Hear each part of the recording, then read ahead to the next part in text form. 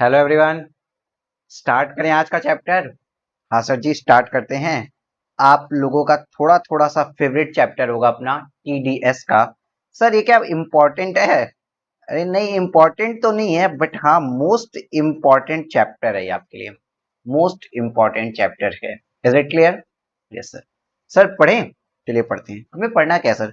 इसमें advance tax के कुछ प्रोविजंस को हम पढ़ेंगे और यहां से दिखाते हैं आपको। देखो, इसमें हम पहले पढ़ेंगे टैक्स डिडक्शन एट सोर्स, जिसको प्यार से बोला जाता है sir TDS. Tax deduction at source क्या होता है?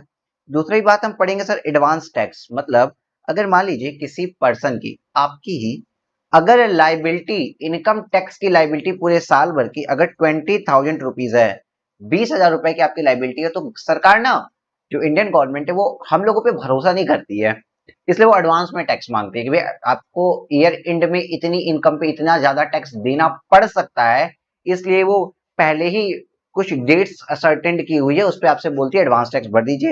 ये अगर आपकी टैक्स लाइबिलिटी 10,000 रुपीज से ज्यादा होती है ना, तो फिर आपके ऊपर ये वाले प्रोविजंस लगते हैं।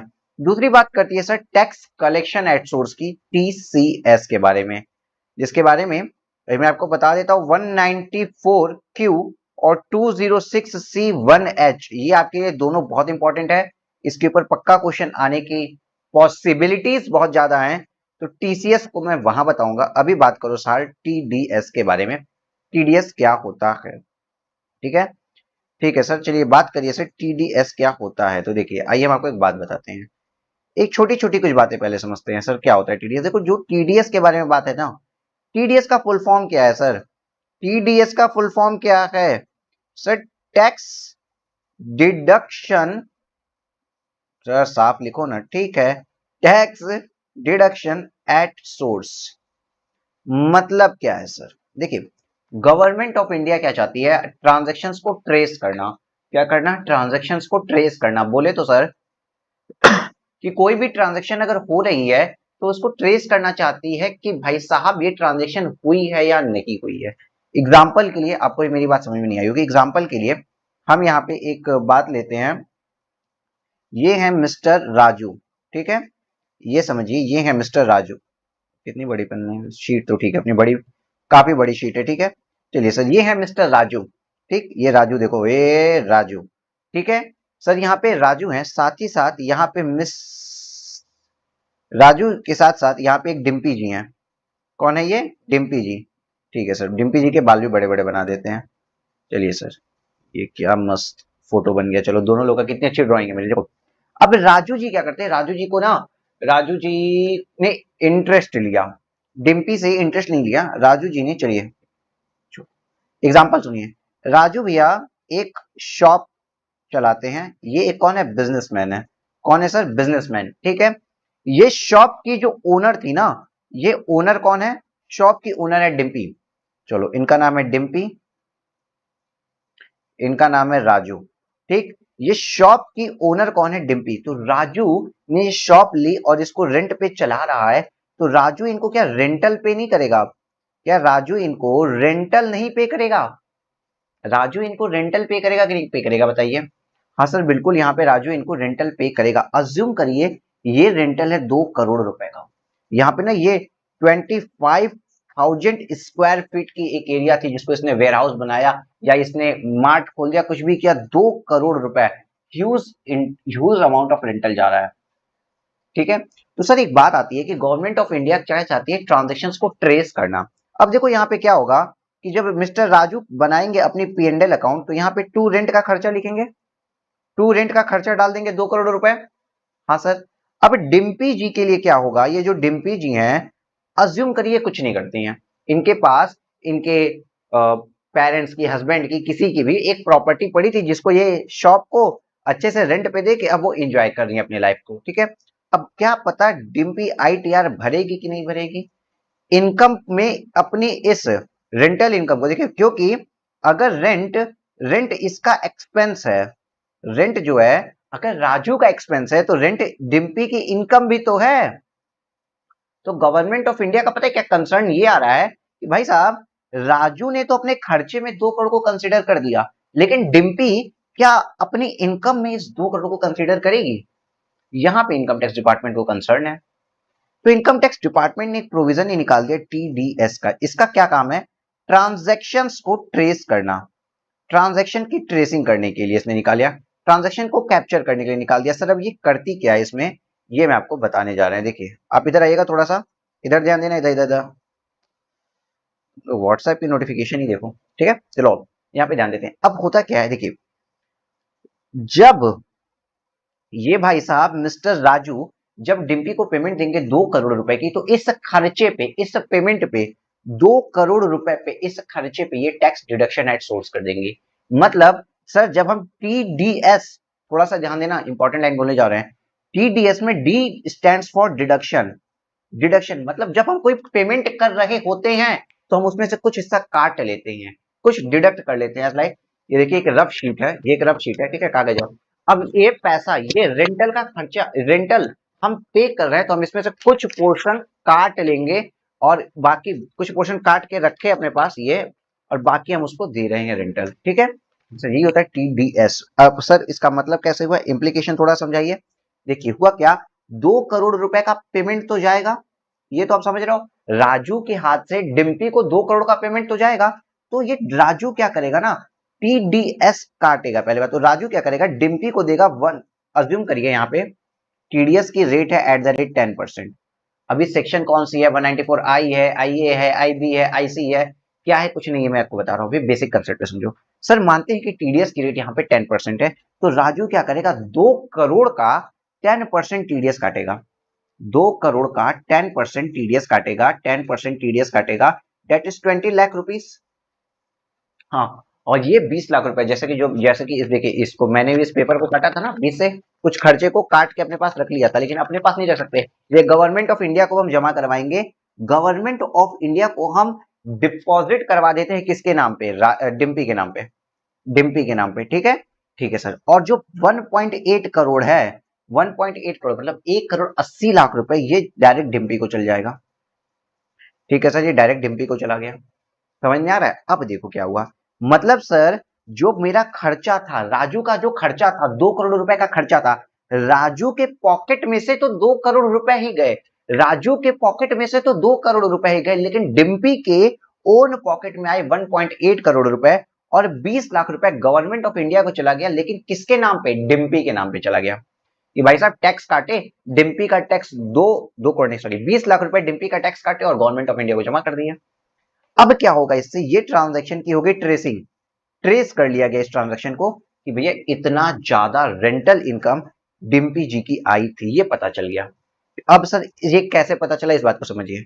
राजू को, राजू अगर ये 2 करोड़ रुपए रेंटल इनकम दिखाता है, तो डिम्पी ये भी तो कह सकती थी, कहती नहीं नहीं हमको तो रेंटल इनकम 1 ही करोड़ हुई है। लेकिन अब अगर राजू ने 10% टीडीएस काट दिया, तो डिम्पी कही नहीं सकती है कि मेरी इनकम 1 करोड़ थी। अब गवर्नमेंट ऑफ इंडिया को भी पता चल गया कि डिम्पी की रेंटल इनकम 2 करोड़ रुपए थी। तो इस तरीके से भी बातें पता चलती है, ट्रैकिंग होती है, ट्रेसिंग होती है। अब सर मान लीजिए एग्जांपल के लिए डिम्पी का टीडीएस मतलब टैक्स आ गया गवर्नमेंट ऑफ इंडिया के पास, कितना सर, गवर्नमेंट ऑफ इंडिया के पास 20 लाख रुपए आ गया। और पता चलता है कि डिम्पी ने वैसे भी कुछ किया, पूरे साल भर में जो कमाए, टैक्स सेविंग बॉन्ड्स लिए, दुनिया भर के काम किए, और डिम्पी की टैक्स लाइबिलिटी, साल भर की डिम्पी की टैक्स लाइबिलिटी पता है कितनी आ रही है, सुनो सुनो सुनो, इधर इधर बहुत इंपॉर्टेंट बात। साल भर की डिम्पी की टैक्स लाइबिलिटी आती है सर 27 लाख रुपीस, ठीक है। तो अब क्या होगा, जब टैक्स जमा करना होगा ना, तो देखो बॉस, देखिए माइनस टीडीएस, डिम्पी की टैक्स लाइबिलिटी आई 27 लाख रुपीस, 27 लाख रुपए डिम्पी गवर्नमेंट ऑफ इंडिया को देगी, लेकिन 20 लाख रुपए पहले से टीडीएस कट गया, गवर्नमेंट ऑफ इंडिया के पास है, तो माइनस टीडीएस जो अमाउंट गया 20 लाख डिडक्ट हो जाएगा, और 7 लाख रुपए ही टैक्स पेबल आएगा। अब डिम्पी को केवल 7 लाख रुपए गवर्नमेंट को देना पड़ेगा। अगेन पूरे साल भर का टैक्स लाइबिलिटी 27 लाख आ रहा था, बट 20 लाख का टीडीएस कट चुका था, मतलब गवर्नमेंट ऑफ इंडिया के पास वो पहुंच चुका था। तो डिम्पी को अब कैश में, कैश मतलब हम ऐसे ही बोल रहे हैं, बैंक के थ्रू या चालान के थ्रू जाता है, तो डिम्पी को अब टैक्स पेबल सिर्फ और सिर्फ 7 लाख रुपए का ही करना पड़ेगा। Is it clear? Yes sir. लेकिन सर एक और कंडीशन हो सकती है। अब क्या कंडीशन हो सकती है सर, एक कंडीशन ये हो सकती है कि मान लीजिए साल भर होने के बाद 31 मार्च 2022 को पता चलता है दैट इज प्रीवियस ईयर 21-22 के लिए हमको पता चलता है कि डिम्पी कितनी इनकम है, अच्छा इतनी इनकम है, तुम्हारी टैक्स लाइबिलिटी आ रही है ओनली 7 लाख रुपीज। डिम्पी की टैक्स जो 7 लाख मैचिंग अमाउंट हो जाएगा, डिम्पी की टैक्स लाइबिलिटी आती है 8 लाख रुपीज। लेकिन डिम्पी की टैक्स लाइबिलिटी तो 8 लाख रुपए आ रही है, लेकिन गवर्नमेंट ऑफ इंडिया के पास तो डिम्पी के नाम का कितना रुपए पड़ा है, 20 लाख रुपए पड़ा है। तो सर यहाँ पे क्या होगा, डिम्पी के नाम का गवर्नमेंट ऑफ इंडिया के पास कितना पड़ा है, टीडीएस का अमाउंट 20 लाख रुपए पड़ा है। तो गवर्नमेंट ऑफ इंडिया पता है क्या करेगी, डिम्पी को एक्सेस जो भी अमाउंट था ना, एक्सेस अमाउंट वो रिफंड करती है, वो भी विथ इंटरेस्ट रिफंड करती है। मतलब 12 लाख रुपए डिम्पी को रिफंड कर दिया जाएगा। इतना क्लियर हुआ कि नहीं क्लियर हुआ? हाँ सर क्लियर हो गया। सर अब छोटी छोटी कुछ और छोटी छोटी मगर मोटी बातें आइए। सर एक बात बताइए, अगर ये राजू जब रेंट पे कर रहा है, ठीक है, तो टीडीएस काटे ही ना, तो हम क्या कर लेंगे, काटना पड़ेगा। इनकम टैक्स डिपार्टमेंट ने कह दिया भाई काटना पड़ेगा। सेक्शन पीजीबीपी में भी मैंने आपको पढ़ाया था कि इन खर्चों पे जब भाई ऑडिटर तो बुक्स ऑफ अकाउंट चेक करेगा ना, ऑडिटर जब भी बुक्स ऑफ अकाउंट चेक करेगा तो वो देखेगा कि सारे खर्चे सही सही है कि नहीं है। तो अब मैंने बताया था आपको पीजीबीपी में कि अगर किसी एक्सपेंस पे टीडीएस कटना होता है, अगर किसी खर्चे पे टीडीएस कटना है और वहां पे टीडीएस डिडक्ट नहीं हुआ तो 30% ऑफ एक्सपेंस डिसअलाउड हो जाता है। मतलब अगर राजू भैया ये जो हैं, अगर ये 2 करोड़ का जो रेंट दे रहे हैं, अगर इस रेंट पे 2 करोड़ पे टीडीएस नहीं काटेंगे तो 2 करोड़ की जगह इनका 30% खर्चा डिसअलाउड हो जाएगा। मतलब 60 लाख का खर्चा इनकम टैक्स एक्ट में अलाउड नहीं होगा और टू रेंट केवल 1.4 करोड़ ही कर पाएंगे। इनका 60 लाख रुपए से प्रॉफिट बढ़ जाएगा, अगर आप समझ पा रहे हो तो भैया इनको टीडीएस की कंप्लायंस तो करनी पड़ेगी ताकि ये पूरे खर्चे का डिडक्शन ले सकें। अगेन इनको टीडीएस की कंप्लायंस करनी पड़ेगी जिससे ये पूरे खर्चे का डिडक्शन ले सकें। ठीक है, मतलब 2 करोड़ का खर्चा किए हो भाई और 2 करोड़ रुपए का डिडक्शन लेना है तो आपको टीडीएस लॉ को कंप्लाई करना पड़ेगा। तो राजू भैया तो टीडीएस लॉ को कंप्लाई करके ही रहेंगे और राजू के टीडीएस लॉ को कंप्लाई करने के कारण हमको डिम्पी की एग्जैक्ट इनकम पता चल गई है। क्लियर हो गया? हाँ सर। और क्या मैंने आपको बताया था कि हम इनकम काट लेते हैं। देखो मैंने ऐसे बताया था कि मैं जो पेमेंट करने वाला उसमें से एक हिस्सा काट के मैंने रखा और गवर्नमेंट को जमा करा दिया डिम्पी के नाम पे। ये जो पेपर फाड़े हैं ये थ्रैश पेपर था, 1 सेकेंड, वेस्ट पेपर था। आई मीन ये पेपर उड़ भी रहे, चलो पेपर मैंने रख दिया वापस। ओहो भाई कितना बाहर आओगे पेपर बार बार।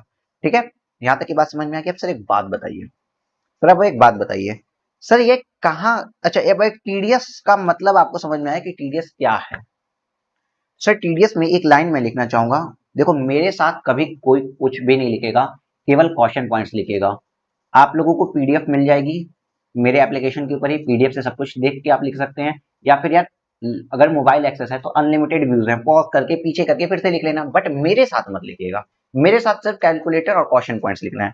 एक लाइन हिंदी में हम प्योर लिखने जा रहे हैं कि सर कहाँ टीडीएस के लिए, इस लाइन को हम लिखते हैं, देखो टीडीएस के लिए हम क्या लाइन लिख रहे हैं, देखिए हिंदी में, कहाँ किस खर्चे पे, किस खर्चे पर कितना और कब टीडीएस, अरे यार फिर से लिख देते हैं, बहुत बड़ा हो गया था। अगेन देखिए, कहां किस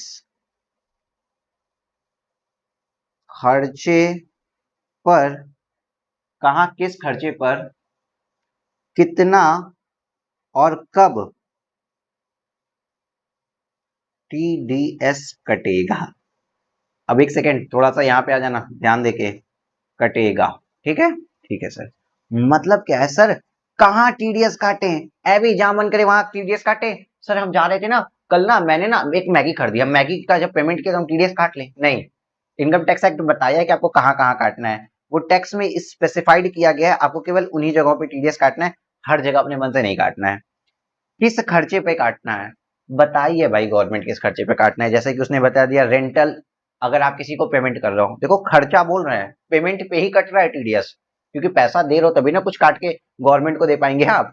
तो रेंट पे देते हैं, या फिर इंटरेस्ट का खर्चा कहीं हो रहा होता है, या तो फिर सर कमीशन इनकम पे दे रहे होते हैं, प्रोफेशनल एक्सपेंसेस पे दे रहे, कमीशन पेमेंट पे दे रहे होते हैं, प्रोफेशनल एक्सपेंसेस पे हम टीडीएस काटते हैं। तो इस तरीके से कुछ स्पेसिफाई की गई है डिफरेंट सेक्शंस में बताया गया है कि किन किन खर्चों पे कटेगा, इस चीज को भी हम देखेंगे। पर कितना कटेगा साहब, किस रेट से कटेगा, तो बताया गया है कहीं पे 2% का टीडीएस रेट होता है, कहीं पे 5% का टीडीएस रेट होता है, कहीं पे 10% का टीडीएस रेट होता है। ये बताया गया है कि किस रेट से आप काटेंगे। मान लेते हैं कि जैसे अभी 2 करोड़ रुपए का था, मैंने बोला 2 करोड़ रुपए के रेंटल पेमेंट पर हम 10% का टीडीएस काट रहे हैं। तो इनकम टैक्स एक्ट बताया ना हमें, उसी तरीके से कहीं पे 5% बताएगा, कहीं पे बोलेगा 2% टीडीएस काटिए। तो ये भी हमें इनकम टैक्स एक्ट बताएगा और हमें वो लर्न करना पड़ेगा रेट्स को। ठीक है सर, कौन काटेगा सर, कौन काटेगा, तो वो भी इनकम टैक्स एक्ट बताएगा कौन काटेगा। जनरली तो पेमेंट करने वाला ही काटता है, लेकिन क्या अब सर हम भी पेमेंट किए हैं। आज मैंने ना ये अपना एक लैपटॉप मंगाया था अमेजोन से, तो जब अमेजोन पे आया तो कैश ऑन डिलीवरी पे था, तो उसको ना 50,000 का लैपटॉप था, तो 50,000 पेमेंट करने के पहले मैंने टीडीएस काट लिया। अमेजोन वाला एक देगा और लैपटॉप भी नहीं देगा। तो गवर्नमेंट ऑफ इंडिया भी बताएगी आपको कि आपको किस पर्सन को टीडीएस काटना है। ये भी तो हर एक खर्चे पे तो टीडीएस काटना नहीं है। आपने अमेजोन पे लैपटॉप खरीदा, वो भी खर्चा ही है, लेकिन वहां टीडीएस नहीं कटता है। तो बताया जाएगा कि आपको कहाँ टीडीएस काटना है, कौन काटेगा, किस खर्चे पे काटेगा, किस खर्चे पर काटेगा, कितना काटेगा, किस रेट से काटेगा और कब काटेगा, ये भी बताना है कब काटेगा। तो यहाँ पे एक बात लिखी गई है, अमाउंट क्रेडिटेड, अमाउंट क्रेडिटेड और अमाउंट क्रेडिटेड और पेमेंट मेड।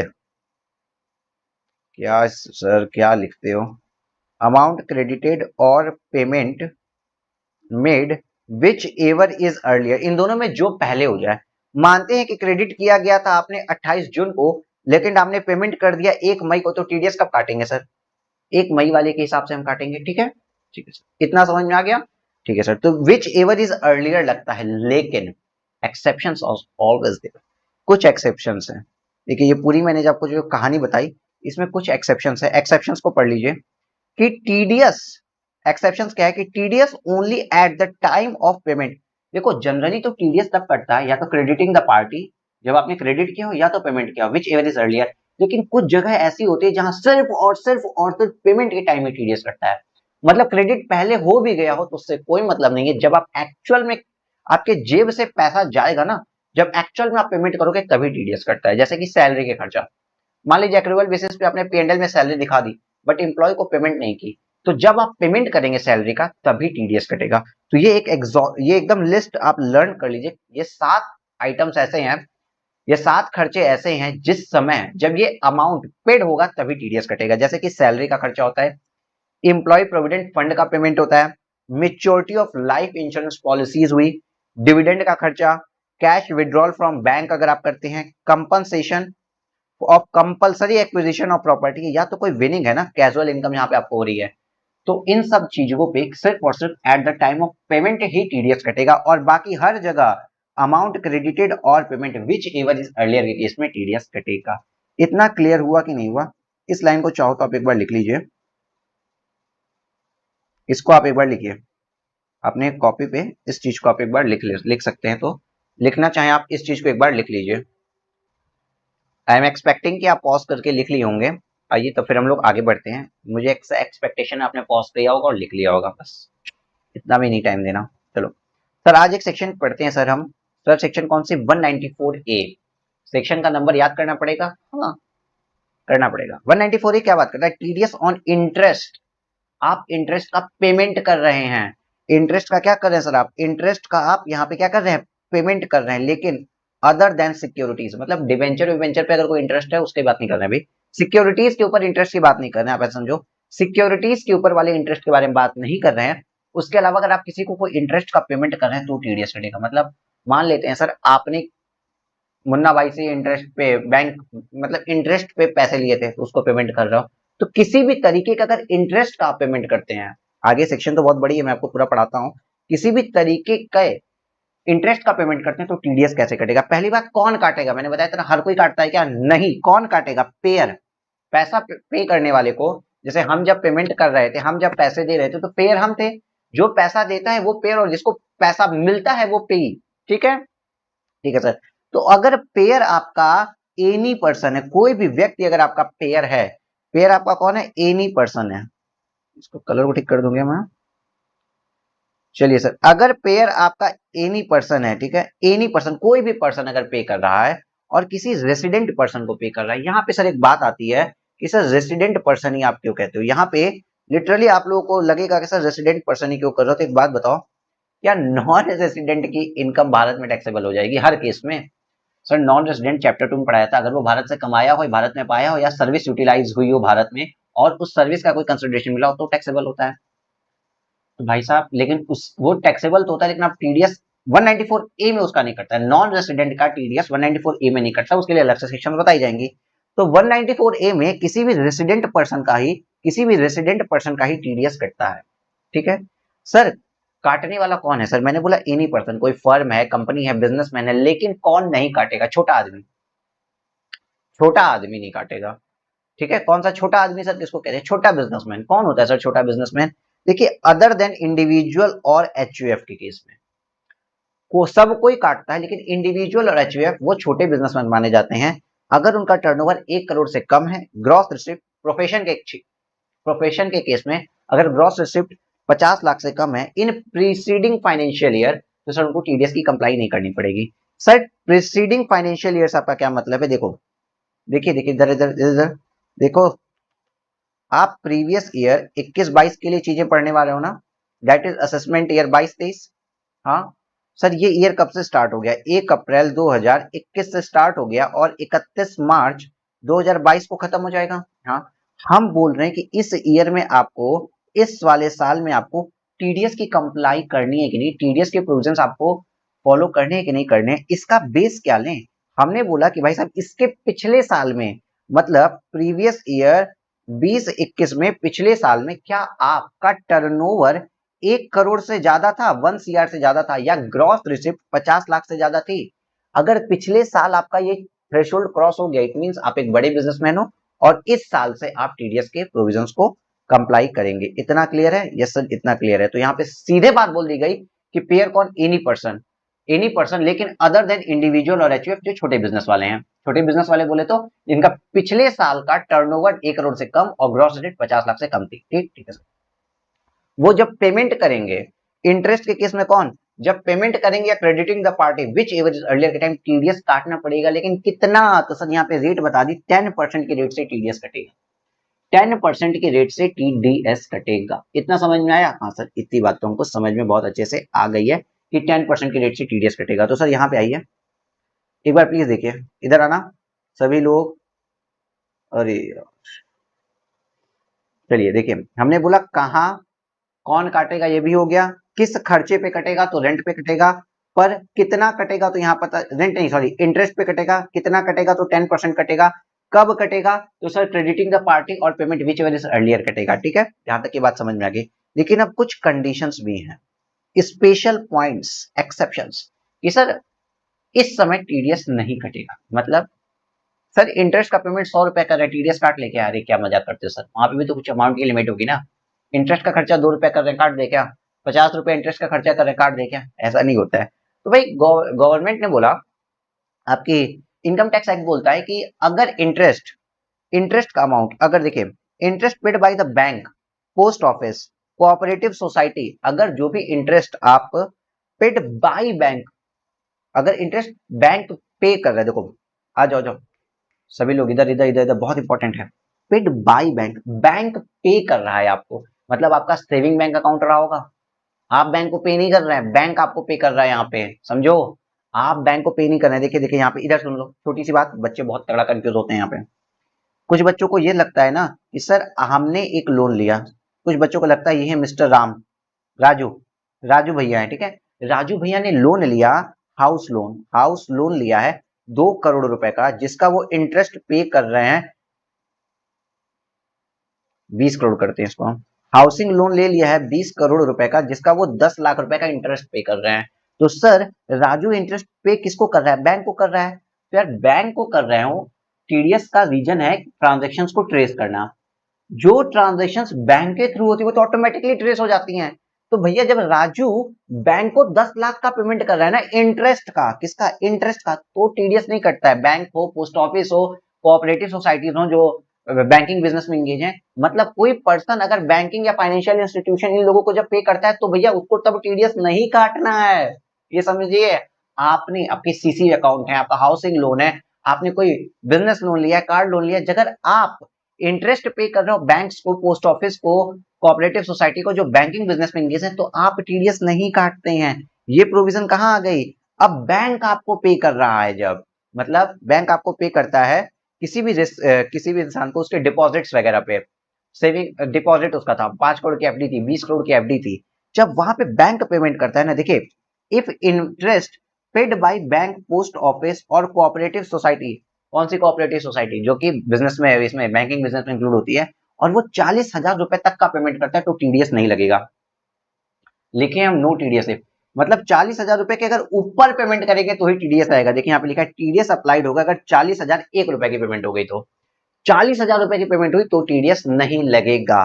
साथ ही साथ अगर वो पर्सन रेसिडेंट इंडिविजुअल है और वो सीनियर सिटीजन है, नॉन रेसिडेंट सीनियर सिटीजन की बात नहीं कर रहे हैं भाई, टैक्सेस थोड़ा डिफिकल्ट है, इधर सुनो। अगर वो रेसिडेंट और सीनियर सिटीजन है तो 50,000 रुपए भी अगर उसको इंटरेस्ट के मिल गया ना साल भर में, तो भी तो भी टीडीएस नहीं कटेगा। लेकिन 50,001 रुपया हो गया तो टीडीएस कट जाएगा। क्लियर है? यस सर, क्लियर है। साथ ही साथ अगर इंटरेस्ट क्रेडिट और paid in financial year does not exceed 5,000 रुपए, अप टू 5,000 रुपए तक भी नहीं कटेगा। मतलब सुन लीजिए, इधर आइए, ये जो पर्सन था इसने लोन लिया है बैंक से, पोस्ट ऑफिस से या किसी कोऑपरेटिव सोसाइटी से, ठीक है, ठीक है। तो सर इसके केस में हम देखते हैं ना कि अगर लोन का अमाउंट 40,000 रुपए तक है, सॉरी इंटरेस्ट का अमाउंट 40,000 रुपए तक है और सीनियर सिटीजन के केस में 50,000 रुपए तक है, तो इंटरेस्ट के अमाउंट पे कोई भी टीडीएस नहीं कटेगी। लेकिन सर लोन नहीं लिया था, आई एम सॉरी,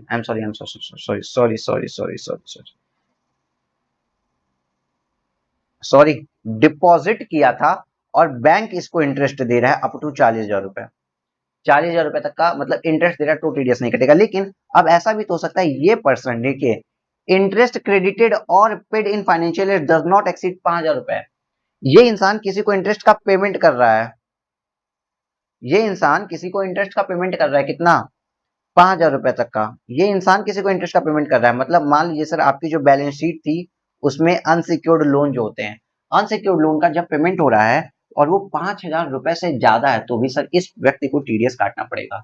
ठीक है सर, देखिए यहाँ पे लिखा हुआ है interest credited or paid in financial year does not exceed 5,000 रुपए, 5,000 रुपए तक है तब तो मत काटो, लेकिन 5,000 रुपए से जैसे एक्सीड कर गया तो आपको टीडीएस काटना पड़ेगा। क्लियर है? यस सर, क्लियर है। अब बात करें सर हम लोग, अगर सर कोई पार्टनरशिप फर्म है, वो अगर इंटरेस्ट का पेमेंट करती है अपने पार्टनर को, तो सर वहां पे भी टीडीएस की ये प्रोविजन नहीं आएगी।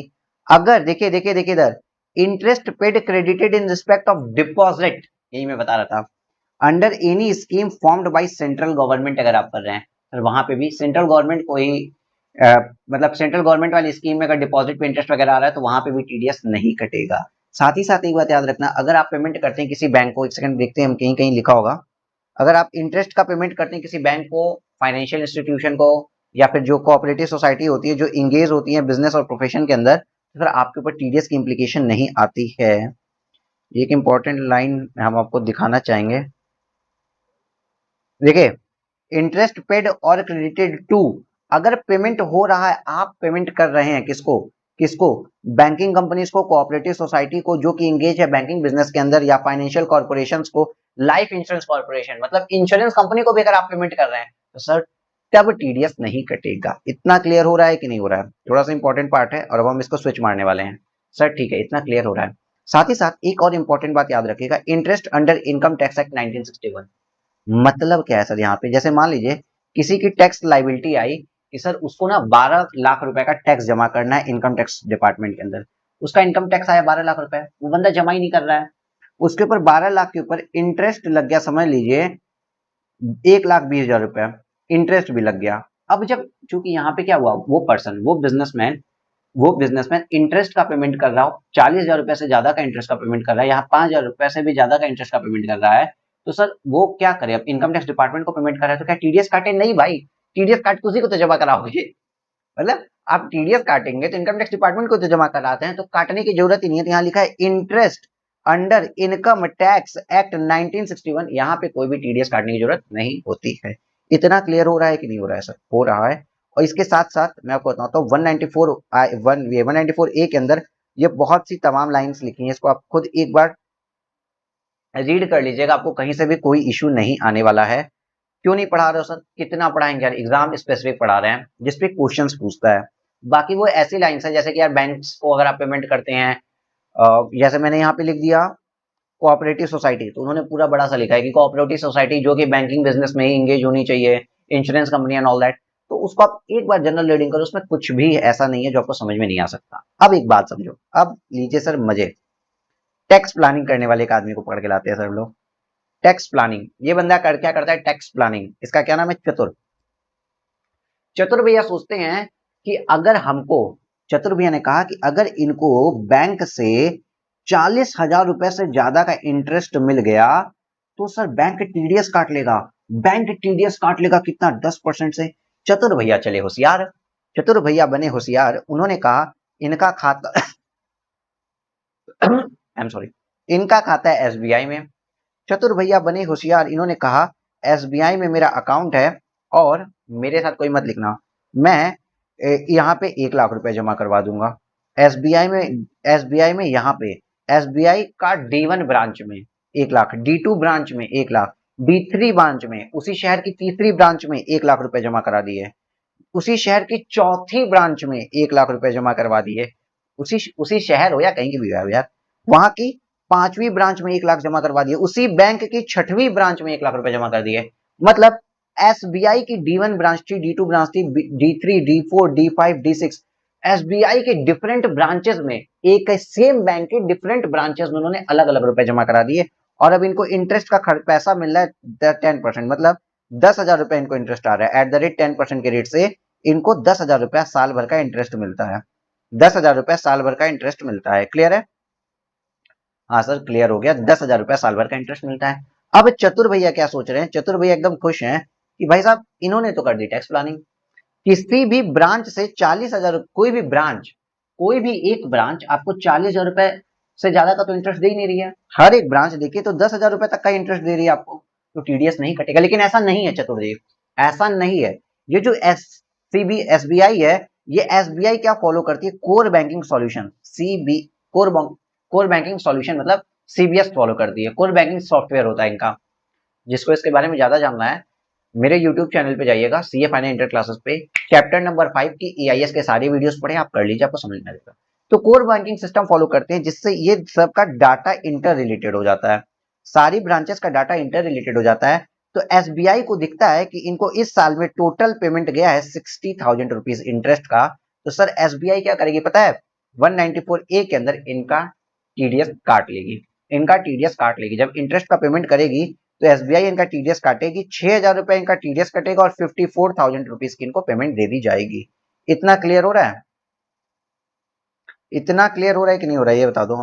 हाँ सर इतना तो क्लियर हमको हो रहा है। तो सर बैंक ऐसा काम कर जाएगी, ठीक है। लेकिन सर अब चतुर भैया तो रोएंगे, चतुर भैया तो रोने लगे, चतुर भैया रोने लगे। लेकिन अब बताइए, चतुर भैया ने एक और चालाकी की थी।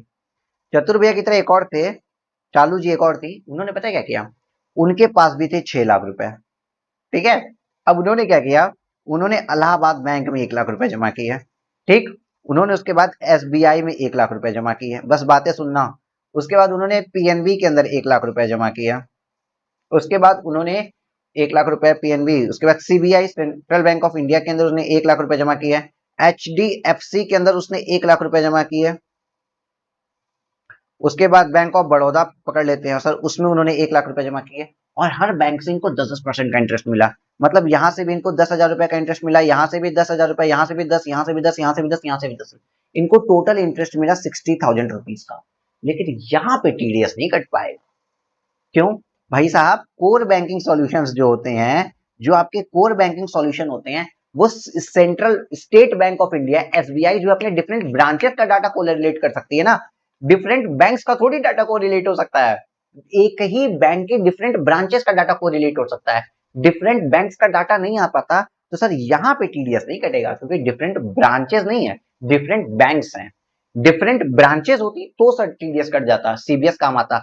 यहाँ पे कोर बैंकिंग सॉल्यूशन काम नहीं आएगा, क्योंकि यहाँ पे डिफरेंट बैंक्स हैं और कोई भी एक पेयर, सिंगल पेयर, क्योंकि इलाहाबाद से 10,000 मिल रहा है, एसबीआई से 10,000 मिल रहा है, पीएनबी से 10,000, सीबीआई से 10,000, किसी भी पेयर से 40,000 रुपए से ऊपर का इंटरेस्ट नहीं जा रहा है, इसलिए नहीं कटेगा।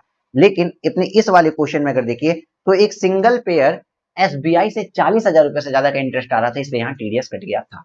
देखो मैंने पढ़ा दिया आपको 35 मिनट तक, ठीक है। अब आओ जल्दी से क्वेश्चन कर लेते हैं। देखिए यहाँ पे ये येलो शीट में मैंने आप लोगों के लिए येलो शीट दे दी है, आप इससे लिख लेना, और इसको तो हम थोड़ा कलरफुल कर देते हैं।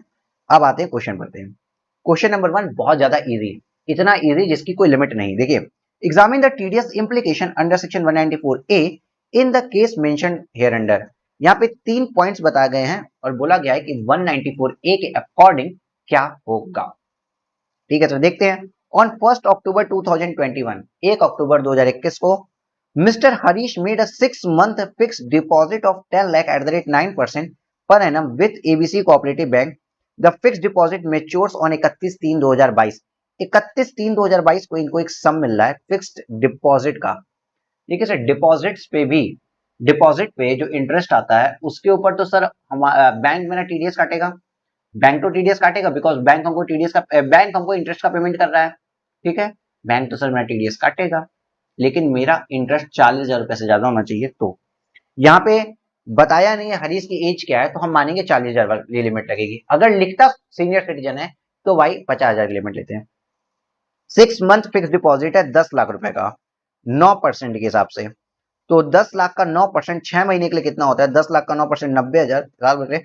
मतलब सर देखिए मेरे हिसाब से तो कैलकुलेशन से होने पे 45,000 रुपए, 45,000 रुपए इंटरेस्ट बनता है। निकालो निकालो निकाल लो भाई ना। 10 लाख रुपए का 9% के हिसाब से 6 महीने के लिए कितना आ रहा है देख लीजिए, 45,000 रुपए आ रहा है इंटरेस्ट। तो सर 40,000 रुपए से ज्यादा हो गया ना, टीडीएस कटेगा सर, कटेगा टीडीएस सर। देखो यहाँ पे ना जो इतना टाइम लगा है ना, अब ये टाइम बहुत जरूरी है लगाना, और यहाँ पे आपको है टीडीएस काट ले जाना। देखिए, ABC Cooperative Bank has to deduct at source at the rate 10% on the interest of 45,000 under section 194A. The tax deductible at source under section 194A from such interest is deduct therefore 4,500। 45,000 रुपए का 10% TDS कितना होता है? 45 रुपए cut जाएगा। Clear है? Yes sir, clear sir. Next part पढ़ें। Yes sir, next part भी पढ़ लेते हैं। तो चलो नेक्स्ट पार्ट देखते हैं क्या है। नेक्स्ट पार्ट आपसे बोल रहा है ऑन 1 जून 2021 गणेश में 3 9 month fix deposit of 3 lakh each. तो भैया देखो इन्होंने क्या बताया कि जो गणेश जी है ना, गणेश ने 9 मंथ तक फिक्स डिपॉजिट किए 3 लाख रुपए के, 3 लाख रुपए के each carrying interest 9% per annum, और 3 डिपॉजिट किए, मतलब 9 लाख रुपए यहाँ डिपॉजिट किया, 9 लाख रुपए यहाँ डिपॉजिट किया, 9 लाख रुपए से यहाँ डिपॉजिट किया। तीनों डिपॉजिट किया है 9 मंथ के लिए। इतने बार 9 आ गए थे। 3 लाख रुपीज यहाँ डिपॉजिट किया है, 3 लाख रुपीज यहाँ डिपॉजिट किया है, 3 लाख रुपीज यहाँ डिपॉजिट किया है। 3 अलग अलग जगह पे 3 लाख रुपीज डिपॉजिट किए हैं 9 मंथ के लिए, 9 मंथ के लिए। ठीक है, और इंटरेस्ट रेट कितना है आपका? इंटरेस्ट रेट भी आपका 9%। इंटरेस्ट रेट कितना है आपका? 9%। ठीक, ठीक है सर, आ गई है। तो 3 जगह कौन कौन सी थी? Dwarka branch, Janakpuri branch and Rohini branch of XYZ bank. भैया एक ही बैंक की 3 ब्रांचेस, ये एक ब्रांच है, ब्रांच 1 है, ब्रांच 2 है, ब्रांच 3 है, लेकिन पेयर तो मेरा सेम है, XYZ बैंक। देखिए बैंक की 3 ब्रांचेस थी डिफरेंट डिफरेंट। ठीक है, and a bank which has adopted CBS, bank तो सीबीएस पोर्टल यूज कर रहा है। The fix deposit mature on 28 फरवरी 2022। 28 फरवरी 2022 को फिक्स डिपॉजिट मेच्योर हो जाएगा। डिपॉजिट के ऊपर जो इंटरेस्ट लगता है उसका टीडीएस कटता है, और डिपॉजिट फिक्स डिपॉजिट हो या रेकरिंग डिपॉजिट हो, दोनों डिपॉजिट्स में इंक्लूड होता है। याद रखना, रेकरिंग डिपॉजिट भी डिपॉजिट होता है। ठीक है, तो सर यहाँ पे देखिए 3 लाख रुपए के ऊपर कितने महीनों के लिए हमने कब किया है? 1 जून से लेके 28 फरवरी तक कितना होता है? जून, जुलाई, अगस्त, सितंबर, अक्टूबर, नवंबर, दिसंबर, जैन, फेब, 9 मंथ का 9% के रेट से ब्याज जोड़ो, कितना आ रहा है? कैलकुलेटर कहां हो तुम? अरे कोई मेरा कैलकुलेटर खोज दो। 1 सेकंड दोस्तों।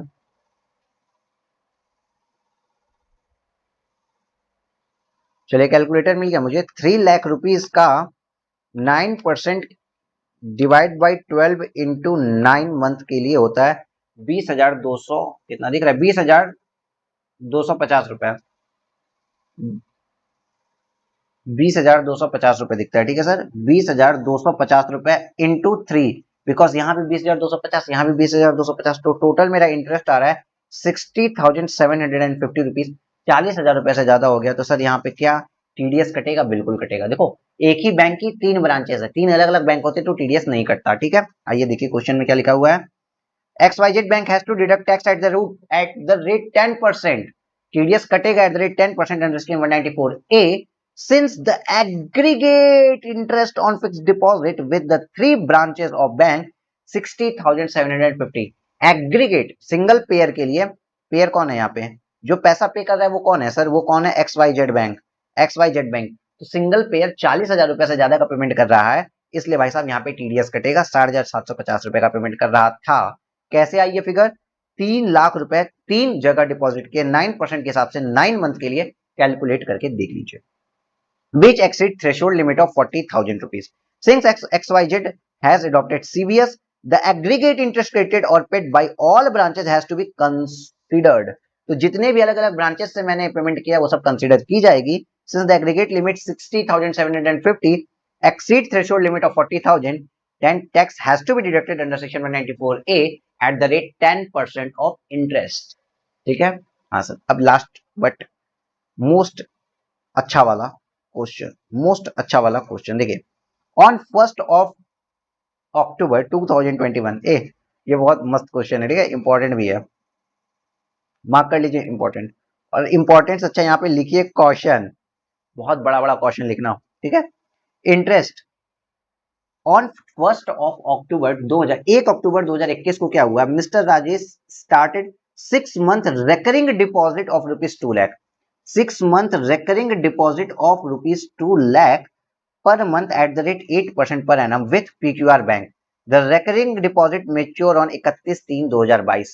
अब recurring deposit मतलब क्या होता है कि यहाँ पे देखो recurring deposit लिखा है 2 लाख रुपीज पर मंथ का। मतलब उन्होंने क्या 1 अक्टूबर से कहा कि वो recurring डिपॉजिट करेंगे, मतलब हर महीने 2-2 लाख रुपए डिपॉजिट में डालेंगे, हर महीने 2-2 लाख रुपए डिपॉजिट में डालेंगे, और वो डिपॉजिट मेच्योर हो जाएगा 31 मार्च 2022 को। मतलब सर क्या, मतलब देखो देखो देखो देखो, ये 1 अक्टूबर को 2 लाख रुपए देंगे, मैं डेट ठीक से लिखूं ना, 1 अक्टूबर 2021 को ये कितना रुपए दे रहे हैं, 2 लाख रुपए, ठीक है ठीक है। और ये मेच्योर कब हो रहा है, 31 मार्च 2022 को।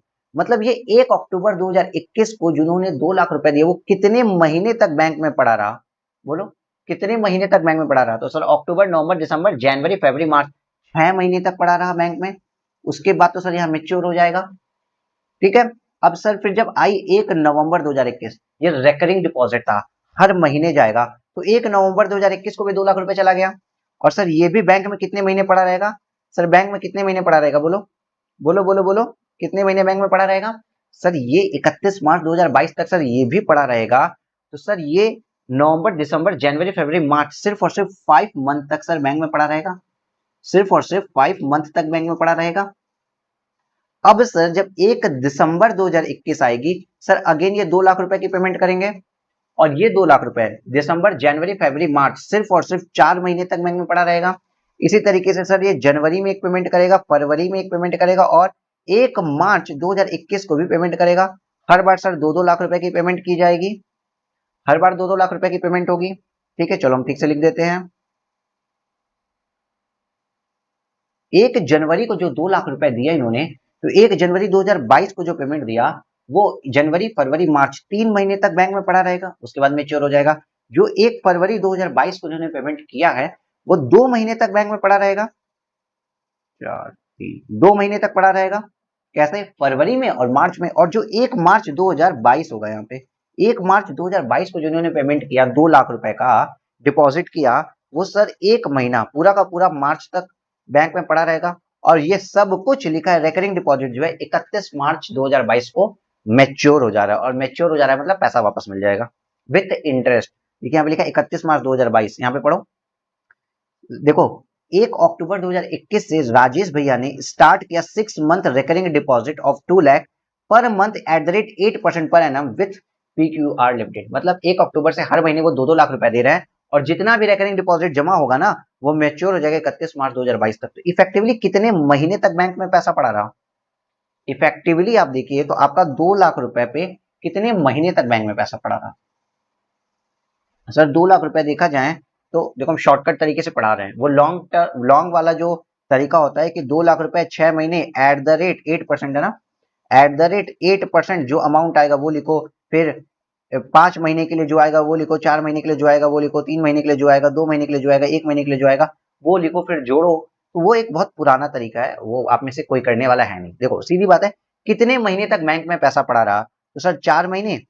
कितने महीने तक पड़ा रहा? तो सर आप देखोगे ये 6 महीने, 5 महीने, 6 5 11 महीने, 4 15 महीने, 3 2 5 15, 5 20 महीने और 21 महीने, सर टोटल 21 मंथ्स तक बैंक में पैसा पड़ा रहा। टोटल कितने सर? 21 मंथ्स तक बैंक में पैसा पड़ा रहा, दिख रहा है आपको? हाँ सर टोटल 21 मंथ तक बैंक में पड़ा रहा। 6 5 11 4 15 16 17 18 19 20 21, टोटल 21 महीनों तक बैंक में मेरा पैसा पड़ा रहा। कितना? 2 लाख रुपए इफेक्टिवली। ये इफेक्टिवली कैलकुलेट कर रहे हैं। आप चाहो तो जिस तरीके से होता है ना, जो आपने आज तक पढ़ा होगा मैथ्स वगैरह में, कि 2 लाख का 8% 6 महीने के लिए, 2 लाख का 8% 1 साल का था, तो 5 महीने के लिए। हम यहाँ शॉर्टकट आपको जल्दी से करवाते हैं कि सर अब 2 लाख रुपए का 8% के हिसाब से 1 महीने के लिए कितना होता है, तो 21 महीने के लिए कितना होगा? सीधा कैलकुलेट करो। देखो 2 लाख रुपए का 8% ईयरली था, ठीक है, डिवाइड बाई 12, 1 महीने के लिए कितना आएगा? तो 21 महीनों के लिए कितना आएगा सर? 27,999 रुपीज आ रहा है। 27,999 रुपीज मतलब 28,000 रुपए आ रहा है। सर 28,000 रुपए इंटरेस्ट बन रहा है, 40,000 से कम है, तो क्या टीडीएस कटेगा? बिल्कुल भी नहीं कटेगा सर, यहाँ पे टीडीएस नहीं कटेगा। आई गेस आपको ये बात समझ में आ गई होगी। तो देखिए यहाँ पे लिखा है no tax has to be deducted under section 194A by PQR bank on the interest of 28,000 falling due recurring deposit on 31 March 2022 to Rajesh since such interest does not exceed the threshold limit of 40,000 rupees। 40,000 रुपए का threshold cross नहीं कर पाया, इसलिए TDS नहीं कटेगा। TDS समझ में आया आपको? टीडीएस क्यों कटता है, इसके पीछे का लॉजिक क्या था, टीडीएस कटने का क्यों कटता है, और क्या छोटी छोटी चीजों को ध्यान देना पड़ेगा टीडीएस के लिए। टीडीएस बहुत इंपॉर्टेंट है और मजा भी अब आपको आएगा बहुत ज्यादा करने में। तो चलो आज की क्लास में यही रखते हैं, 1 घंटे पे ही छोड़ते हैं आज की क्लास। इसके बाद हम कल स्टार्ट करेंगे 194C, वो भी बहुत ज्यादा इंपॉर्टेंट है। Take care, bye bye, happy reading. Hello everyone. Sir देखिए अभी तक हमने इलस्ट्रेशन 1 किया, अपना टीडीएस का 194 किया। हम टीडीएस टॉपिक को सेक्शन वाइज कराएंगे। ये टीडीएस टॉपिक सेक्शन वाइज ज्यादा इजी पड़ता है, और हर एक सेक्शन पे ना डेडिकेटेड क्वेश्चन है, तो आपका सेक्शन वाइज हम क्वेश्चन कवर करेंगे, आपको बहुत ज्यादा सिंपल पड़ने वाला है। आते हैं अगर अपने क्वेश्चन के ऊपर चलते हैं सर, तो देखिए अब नेक्स्ट कौन सी सेक्शन सर पढ़ाओगे? तो 194C को हम देखेंगे। 194C, सी मतलब कॉन्ट्रैक्ट, ओके। 194C, सी मतलब कॉन्ट्रैक्ट। तो सर कॉन्ट्रैक्ट्स के ऊपर जो टीडीएस कट रहा है ना, वो 194C के अंदर कटेगा। अब ये वाली जो पेज है आपका येलो पेज, इससे आप लोग कॉपी कर लेना, मैं आपको पढ़ा देता हूं। सर हम आपको पढ़ाएंगे 194C in this sheet. Sir आज तक आप हमें लिखवाते थे, इसके पहले के दो मतलब जब भी आपने क्लासेस कराई लास्ट 2 ईयर से आप हमें लिखवाते हो, इस बार ये रेडीमेड नोट्स क्यों दे रहे हो सर? बिकॉज किसी को लिखने का मन नहीं कर रहा आजकल, आजकल सबको रेडीमेड नोट्स चाहिए, ठीक है। तो रेडीमेड नोट्स दे रहे हैं, बट मेक श्योर जिसको जिसको अच्छे नंबर से पास होना है ना, इन नोट्स को खुद लिखेगा। मैंने सारे पीडीएफ दे दिए हैं, सब आप लोगों के पास है। एप्लीकेशन में जाइए, आपको स्टडी मटेरियल के अंदर सब कुछ मिल जाएगा, सारे पीडीएफ मिल जाएंगे, चैप्टर वाइज मिल जाएंगे बॉस। जो लिखना हो वहां से लिख लेना, बट अगेन लिख जरूर लीजिएगा सर, ठीक है। आइए सर पढ़ते हैं 194C। सर 194C किस चीज के बारे में बात कर रहा है? तो सर जैसा कि आपने बताया कि ये जो 194C होता है ना सर, सी मतलब कॉन्ट्रैक्ट। तो कॉन्ट्रैक्ट का जब हम पेमेंट किसी को कर रहे होते हैं, तो वहां पे गवर्नमेंट को क्या करना है? ट्रांजेक्शन्स को ट्रेस करना है। सर गवर्नमेंट को क्या करना है, गवर्नमेंट को ट्रांजेक्शन को ट्रेस करना है, तो गवर्नमेंट कॉन्ट्रैक्ट के ट्रांजेक्शन को भी ट्रेस करना चाहती है। तो गवर्नमेंट कहती है ना कि भाई ट्रांजेक्शन को ट्रेस करने का सीधा तरीका है टीडीएस काट, टीडीएस काट लो। अब सोचिए हम बैठे हैं यहाँ पे, और मैंने कहा ओ बाबूलाओ इधर आओ, हाँ जरा यहाँ पे मेरा बंगलो है, बंगलो के पास मुझे पार्किंग एरिया में मुझे कुछ पार्किंग एरिया को थोड़ा सा रेनोवेट कर, और मेरी गाड़ी मैंने बड़ी गाड़ी ली है तो स्पेस थोड़ा बना दो, तोड़ ताड़ के मतलब पार्किंग एरिया बड़ा कर दो, ठीक है। अब मैंने अपने इस कॉन्ट्रैक्टर को मैंने बोल दिया यहाँ पे, अब कॉन्ट्रैक्टर क्या कहता है, ठीक है कर देंगे। सर कॉन्ट्रैक्टर मेरे को 5 लाख रुपया दो साहब, हम कर देंगे। मैंने कहा ठीक है ले जाओ। क्या मैं टीडीएस काटूं, क्या मैं टीडीएस काटूं? सर ये भी तो कॉन्ट्रैक्ट था। मैंने किसी को फोन किया कि हेलो हाँ आज मेरे घर में शादी है पता नहीं किसकी, आके यहाँ पे आप खाना लोगों को खिलाओ, मतलब कैटरिंग की सर्विस के लिए मैंने कॉन्ट्रैक्ट किया, क्या मैं टीडीएस काटूं? सारी चीजें छोड़ दीजिए, इस क्रोमा सेटअप के लिए मैंने कॉल किया इलेक्ट्रिशियन को कि भैया 10,000 रुपए लो सारी लाइटिंग सेटअप लगा के जाओ, मैंने उसको कॉन्ट्रैक्ट दे दिया, क्या मैं यहाँ पे भी टीडीएस काटूं? सर अगेन समझिए, ट्रांजेक्शन्स को ट्रेस करने के लिए हम टीडीएस काटते हैं, ठीक। कॉन्ट्रैक्ट के ट्रांजेक्शन को ट्रेस करने के लिए 194C के अंदर टीडीएस काटते हैं, ठीक। लेकिन क्या हर एक कॉन्ट्रैक्ट पे टीडीएस काटने लगे, हर एक कॉन्ट्रैक्ट पे टीडीएस काटने लगे? तो नहीं। पहली बात तो इन्होंने समझाया कि कॉन्ट्रैक्ट कहते किसको है, हमारी इनकम टैक्स एक्ट ने समझाया कि कॉन्ट्रैक्ट कहते किसको हैं, उसके बाद बताया कि भाई उस पे किस क्वांटम पे कितना कब क्यों कैसे टीडीएस कटेगा। क्लियर है? हाँ सर यहाँ तक की बात तुमको क्लियर हो गई। अब आप बताओ क्या बात है, देखिए आओ आओ आओ देखो, टीडीएस ऑन कॉन्ट्रैक्ट्स कटता है। सबसे पहली बात आप समझिए, ये जो टीडीएस होता है ये टीडीएस ऑन कॉन्ट्रैक्ट्स कटता है, कॉन्ट्रैक्ट के ऊपर ही टीडीएस कटता है और किसी चीज के ऊपर टीडीएस नहीं कटता है। सर वाह क्या कमाल की बात बताई कि टीडीएस कॉन्ट्रैक्ट्स के ऊपर कटता है, तो 194C में कटेगा। लेकिन कॉन्ट्रैक्ट का मतलब क्या, जो एक्ट बताए वो, कॉन्ट्रैक्ट का मतलब क्या, जो एक्ट बताए को। वर्क कॉन्ट्रैक्ट जो मैंने पार्किंग लॉट वाले को कह दी थी पार्किंग के लिए बना दे भाई, जो लेबर सप्लाई का अगर कोई काम करता है, जैसे कि बहुत सी फैक्ट्रियां होती है ना कि भाई मेरे को 500 लेबर चाहिए इस डेट को, तो लेबर सप्लाई के लिए आते हैं। इवन आपको छोटा से छोटी जगह लेबर सप्लाई का वर्क आजकल हो चुका है, मतलब फार्म्स वगैरह में तो चलते ही हैं, एग्रीकल्चर कमोडिटीज के जो फार्म होते हैं वहां पे तो ठीक है, बट इवन जो कंस्ट्रक्शन साइट्स होती हैं उसमें भी, बट अब तो छोटी छोटी कंस्ट्रक्शन साइट्स पे भी ये चीजें होने लगी हैं। जैसे किसी का मान लो घर है 2000 स्क्वायर फीट का, वहां पे भी जब उसके घर की छत लग रही होती है तो लेबर कॉन्ट्रैक्ट हो जाता है कि भाई इस दिन 10 एक्स्ट्रा लोग आ जाना उस डेट पे मशीनरी के साथ, तो पूरा एक work contract with labour supply भी होता है। वर्क कॉन्ट्रैक्ट तो दे दिए कि भाई आके छत बना दो, लेबर सप्लाई दे दी कि उस दिन 10 आदमी को भी भेज देना, दोनों चलते रहते हैं। कैटरिंग का बिजनेस, आओ खाना खिलाओ जाओ। जॉब वर्क में मैंने कुछ दिया, जॉब वर्क मतलब मैंने ही आपको दिए धागे और बोला कपड़ा बना के मुझे दे दो, समझ लो, मैंने आपको दिया रबड़ और बोला मुझे टायर बना के दे दो। जॉब वर्क में हम कुछ काम करवा रहे हैं, जैसे कि जॉब वर्क में आप लोग अपनी लाइफ में क्या करते हैं, आप कपड़ा देते और कहते हैं भैया शर्ट बना के दे दीजिए, ठीक है सर। ट्रांसपोर्टेशन का बिजनेस को भी कॉन्ट्रैक्ट के अंदर बताया गया है। एडवर्टीजमेंट को, चाहे वो ब्रॉडकास्टिंग हो या टेलीकास्टिंग हो, रेडियो पे सुनवा रहे हो या तो फिर टीवी पे दिखवा रहे हो, उसको भी कॉन्ट्रैक्ट की मीनिंग में बताया गया है। मतलब अभी तक देखो कॉन्ट्रैक्ट की मीनिंग में 7 चीजें आती हैं, छह क्या क्या थी, छह क्या क्या थी बोलिए, work contract, labour supply, catering, job work, transportation, advertisement, चाहे ब्रॉडकास्टिंग हो या टेलीकास्टिंग हो। साथ ही साथ सर कैरेज ऑफ गुड्स और पैसेंजर, मतलब क्या है, कैरेज ऑफ गुड्स, आप गुड्स का करेंगे या कैरेज ऑफ पैसेंजर्स भी करें, मतलब एक जगह से दूसरी जगह पैसेंजर्स को लेके जाना, एक जगह से दूसरी जगह पैसेंजर्स को लेके जाना, वो काम भी कॉन्ट्रैक्ट की मीनिंग में इन्होंने डिफाइन कर दिया है। लेकिन मोस्ट इंपॉर्टेंट चीज दोस्त, यहाँ पे इन्होंने बोला अदर देन रेलवे। रेलवे भी तो आप लोगों को देखो, रेलवे से गुड्स कैरेज भी आता है। अहमदाबाद वाला आदमी यहाँ पे किसी बनारस के आदमी के लिए माल बुक कर देता है, साथ ही साथ आप कलकत्ता से बैठ के चेन्नई भी चले जाते हैं, तो वो तो गुड्स कैरेज में भी है, पैसेंजर कैरेज, पैसेंजर ट्रांसपोर्टेशन में भी है, ठीक है। तो सर कैरेज ऑफ गुड्स हो या कैरेज ऑफ पैसेंजर्स हो, उस केस में भी उसको कॉन्ट्रैक्ट तो कहा जाता है, कॉन्ट्रैक्ट तो कहा जाता है। लेकिन 194C का टीडीएस नहीं कटेगा किसके ऊपर, रेलवे के ऊपर। ऐसा नहीं है कि आप रेलवे को पेमेंट करते हैं, मान लिया आपकी टिकट का अमाउंट जो लिमिट दी होगी उससे ज्यादा हो गया तो आप टीडीएस काटने बैठो, नहीं नहीं कोई जरूरत नहीं है, ठीक है। ठीक है आइए सर आगे क्या हो गया, पेयर कौन होता है इसमें, पेयर मतलब जो पैसा दे रहा हो, कौन देगा, सर कोई भी पर्सन दे सकता है। Again same to same 194A वाला, छोटा आदमी को छोड़ के सारे बड़े लोग, any person other than individual और एचयूएफ जिसका प्रीसीडिंग फाइनेंशियल ईयर में टर्नओवर 10 करोड़ से कम था, अगर प्रोफेशन हो तो ग्रॉस एसेट 50 लाख रुपए से कम थी। मतलब सेम टू सेम 194 ए वाला। ठीक, पेयर कौन? बड़े लोग, छोटे मोटे बिजनेसमैन को हटा दो, बाकी हर आदमी। छोटा मोटा बिजनेसमैन कौन होता है? वही इंडिविजुअल और एचयूएफ जो 1 करोड़ 50 लाख से नीचे वाले हैं। नॉर्मल बात है।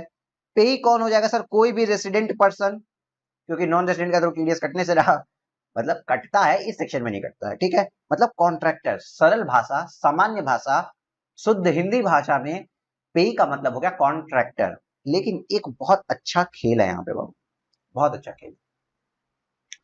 अगर कॉन्ट्रैक्टर एक इंडिविजुअल और एचयूएफ है तो 1% का टीडीएस कटता है, और अगर कॉन्ट्रैक्टर इंडिविजुअल और एचयूएफ छोड़ के कोई कंपनी है, पार्टनरशिप फर्म है और कुछ भी है, ठीक है, इंडिविजुअल और एचयूएफ नहीं है तो 2% टीडीएस कटता है कॉन्ट्रैक्ट पे, और अगर इंडिविजुअल एचयूएफ है तो 1% टीडीएस कटता है। Always remember this, always remember this thing कि अगर सर इंडिविजुअल और एचयूएफ, अगर कॉन्ट्रैक्टर जो ठेकेदार है, जो ठेका ले रहा है, जिसको पैसा मिल रहा है, ऐसे समझो, जो ठेका ले रहा है, जो ठेकेदार है, जिसको पैसा मिल रहा है, अगर कॉन्ट्रैक्टर इंडिविजुअल और एचयूएफ है तो ऑलवेज 1% का टीडीएस कटेगा, और अगर वो कॉन्ट्रैक्टर अदर देन इंडिविजुअल और एचयूएफ है तो 2% का टीडीएस कटेगा। यहाँ पे बच्चे गलती क्या करते हैं? वो लोग गलती से कहीं ना कहीं पेयर को कई बार चेक करते हैं कि पैसा देने वाला कौन है, उससे मतलब नहीं होता है। ठेका लेने वाला कौन है, आप वहां जाओ, शुद्ध हिंदी, ठेका लेने वाला कौन है, आप वहां जाओ। Who is contractor? कॉन्ट्रैक्टर का स्टेटस देखिए, अगर कॉन्ट्रैक्टर इंडिविजुअल एचयूएफ है तो 1%, वरना 2% जाएगा। लेकिन अब इस पे कुछ स्पेशल कमेंट लिमिट। सर 100 रुपए का ठेका दिए थे हम, भाई पंचर लगा दे मेरी गाड़ी पे, काट दे सर। तो वैसे पंचर वाला तो कॉन्ट्रैक्ट की मीनिंग में भी नहीं आता है, ठीक है, बट मैंने वर्क कॉन्ट्रैक्ट दिया तो और 2000 का वर्क कॉन्ट्रैक्ट दे दिया, तो क्या उसको भी टीडीएस की मीनिंग में ला दें? नहीं। तो सर आप बार बार एग्जांपल्स दे रहे हो पर्सनल वर्क कॉन्ट्रैक्ट का, शादियों की कैटरिंग करवा रहे हो हैं सर, आप अपना पार्किंग लॉट बनवा रहे हो सर, ऐसे क्या मतलब बात कर रहे हो सर, हमें कुछ समझ में नहीं आ रहा। ओके ओके ओके, तो ये याद रखना। 1 second, no TDS on personal nature expenses under this section. इस सेक्शन के अंदर पर्सनल नेचर के एक्सपेंसेस पे कोई टीडीएस कटता ही नहीं, कोई टीडीएस कटता ही नहीं है। इसका मतलब अदर देन पर्सनल नेचर, जो बिजनेस नेचर का है, उस पे टीडीएस कटेगा, और उसके लिए लिमिट बताई गई है। क्लियर हो रहा है? हाँ सर क्लियर हो रहा है। और सर पर्सनल नेचर पे क्या कहीं टीडीएस नहीं कटता? कटता है सर, सेक्शन 194 एम पढ़ेंगे तो वहां से आप रिलेट कर पाओगे। अभी तक आपने जो पढ़ा उसको हम आगे और बताते हैं कि सर लिमिट क्या होती है। देखिए, सिंगल पेमेंट एक्सीड 30,000 रुपीज, अगर मैंने कोई कॉन्ट्रैक्ट दिया, उस कॉन्ट्रैक्टर को सिंगल पेमेंट 30,000 रुपीज की कर दी तो टीडीएस नहीं कटेगा। अगर 30,000 रुपए से ज्यादा कर दी तो टीडीएस कटेगा सर। देखो यहाँ पे लिखा है सिंगल पेमेंट एक्सीड्स 30,000, तब टीडीएस कट जाएगा। टीडीएस पे सही का टिक है, ठीक है, तभी टीडीएस कटेगा। या फिर एग्री, अब मेरा क्या, मैं तो बहुत होशियार आदमी हूँ ना, पता है आपको, लोग बहुत समझदार हूँ। मैंने क्या किया, ऐसे आया, मैंने बोला ओ ठेकेदार इधर आओ, ये मेरी फैक्ट्री है, ठीक है, अदर देन पर्सनल नेचर, मेरी फैक्ट्री में यहां से वहां तक शेडिंग कर दो। ठीक, कितना लोगे सर? मैं 3 लाख रुपए लूंगा। ठीक है, आओ, 365 दिन में 3 लाख रुपए लोगे ना, हर दिन 1,000 रुपए लेते जाओ, 300 दिन तक हम पेमेंट करेंगे। तो क्या मतलब इतने 1.5 लोगों के लिए क्या इनकम टैक्स डिपार्टमेंट शांति से बैठी है? इनकम टैक्स डिपार्टमेंट ने कहा कि अगर सिंगल पेमेंट आपका 30,000 रुपए से ज्यादा हो जाता है तो आपके ऊपर टीडीएस की इम्प्लीकेशन लग जाएगी। साथ ही साथ अगर एग्रीगेट लिमिट एक्सीड हो जाती है 1 लाख रुपए की भी, तो भी टीडीएस देना पड़ेगा। मतलब हमने किसी आदमी को बुलाया और इस ठेकेदार को पकड़ा हमने, और ठेकेदार से कहा ओ ठेकेदार साहब, हाँ आप ये वाला ये काम कर दो, ये लो 20,000, ये लो 20,000, ये लो 20,000, ये लो 10,000, ये लो 15,000। ठीक है, सिंगल पेमेंट कोई भी आपकी 30,000 से तो एक्सीड नहीं की, लेकिन उस सेम कॉन्ट्रैक्टर को, इधर देखिए, उस सेम कॉन्ट्रैक्टर को साल भर में जो पेमेंट की वो 1 लाख से भी अगर एक्सीड कर गए ना, तो भी 194C आ जाएगा। क्लियर? Yes sir. साथ ही साथ एक छोटा सा मैं आपको डिटेल देना चाहूंगा कि जो ट्रांसपोर्टेशन का बिजनेस होता है, ट्रांसपोर्टर्स होते हैं, उनके केस में टीडीएस नहीं काटना पड़ेगा यदि नो टीडीएस, इफ सुनिए, नो टीडीएस अगर वो, पहली बात तो रेलवे से जा रहे हैं, मैंने बता दिया रेलवे वालों पे टीडीएस नहीं कटता है। साथ ही साथ अगर जो ट्रांसपोर्टर है ना, याद करो सेक्शन का नाम आप लोग मुझे व्हाट्सएप पर, ठीक है, मैंने एक जगह आपको पढ़ाया था पीजीबीपी में कि ट्रांसपोर्टेशन वाले बिजनेस को 44A यार, याद करो ना, जहां मैंने आपको ये बताया था कि sir 10 not more than 10 vehicle उसने ओन किए हैं तो सर उसको प्रेजेंटिव टैक्सेशन का बेनिफिट मिल जाएगा। उसी कंटेक्स्ट में यहाँ बात कर रहा है कि सर अगर वो कोई ऐसा वाला ट्रांसपोर्टर है जिसने not more than 10 vehicle during the previous year hold किए थे और वो आपको पैन भी फर्निश कर देता है, अपना एक डिक्लेरेशन भी दे देता है, लो बाबूजी मैंने 10 व्हीकल से ज्यादा नहीं होल्ड किए थे और ये ले लो मेरा पैन नंबर, तो सर आपको उसका टीडीएस नहीं काटना है, बच जाओगे। ठीक है, तो देखिए पहली बात तो अगर वो रेलवे है, थ्रू द रेलवे है, तो टीडीएस मत काटिए। साथ ही साथ अगर वो ट्रांसपोर्टेशन में है और डिक्लेयर करता है that not own more than 10 vehicles during the previous year and अपना पैन फर्निश कर देता है आपको, तो भी टीडीएस काटने की जरूरत नहीं, तो भी टीडीएस काटने की जरूरत नहीं है। इतना समझ में आया कि नहीं आया? सर इतना समझ में आ गया। अब एक बात सुनो, ये सब आप लोग लिखेंगे बिकॉज ये जो टर्म मैंने लिखे है ना, through declared that not own more than और फर्निश पैन, मतलब पैन के साथ फर्निश वर्ड, ये सब लॉ के टर्म्स हैं, इसलिए मैंने लिखे और आपको भी लिखने हैं।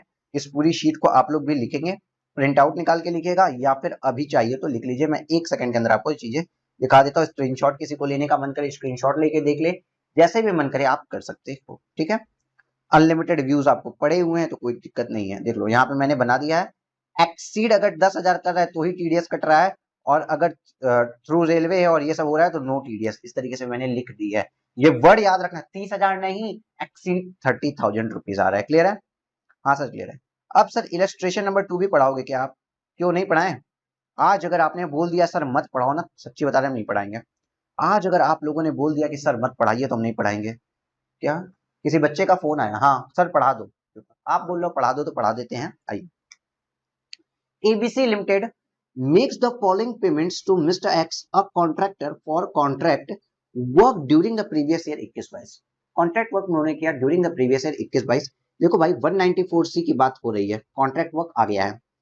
20,000 रुपए 1/5/2021 को उसने कराए, 20,000 रुपए 1/5/2021 को, ठीक है। 25,000 रुपए 1/8/2021 को, ठीक है। 30,000 रुपए से कम है, 30,000 रुपए से कम है, हाँ सर कम है। ये भी 30,000 से कम है, हाँ सर कम है। 28,000 रुपए 28,000 रुपए ऑन 1 दिसंबर 2021 को। ABC limited make payment to mister X a contractor. एक ही आदमी को पेमेंट कर रहे हैं एक साल के अंदर अंदर 20,000 रुपए, 25,000 रुपए और 28,000 रुपए। कोई भी पेमेंट 30,000 रुपए को एक्सीड नहीं की है। ठीक, मतलब ये होशियार वाले आदमी है। अब देखिए इनकम टैक्स डिपार्टमेंट में कम होशियार नहीं है अपना, देखिए आंखें खोल लेगा अभी। On 1 March 2022 a payment of 30,000 is due to mister X on account of contract work. 194C में अगर अमाउंट क्रेडिट या paid whichever is earlier due हो गया, इट मींस टीडीएस कंप्लायंस के टाइम आ गया। जैसे अगर टोटल करें हम लोग तो देखिए सर 20,000 प्लस 25,000 प्लस 28,000 कितना होता है? 25 plus 20 plus 28 is equal to, sir यहां तक तो 73,000 रुपीज इन्होंने पेमेंट की थी मिस्टर एक्स को, बट जैसे ही ये 30,000 रुपए भी आ गया ना सर, ये हो गया 1,03,000 रुपए। और और और और और एग्रीगेट लिमिट एक्सीड कर गई 1,00,000 रुपए से इनकी। Aggregate limit during the same financial year 1,00,000 रुपए से एक्सीड कर गई तो टीडीएस तो कटेगा। यहाँ पे टीडीएस आ जाएगा और 194C के अंदर टीडीएस बताओ कितना जाएगा? कॉन्ट्रैक्टर इंडिविजुअल या एचयूएफ होता है तो 1%। सर यहाँ पे देखिए मिस्टर एक्स अ कॉन्ट्रैक्टर मतलब 1% का टीडीएस कटेगा। तो सर 1,03,000 का 1% कितना होता है? 1,030 रुपए। 1,030 रुपए का टीडीएस कटेगा किस सेक्शन में? जल्दी बोल दो, जल्दी बोल दो। 194C के अंदर। कब कटेगा सर? 1 मार्च 2022 को। 1 मार्च 2022 को सर टीडीएस कटेगा 1,030 रुपए का under section 194C।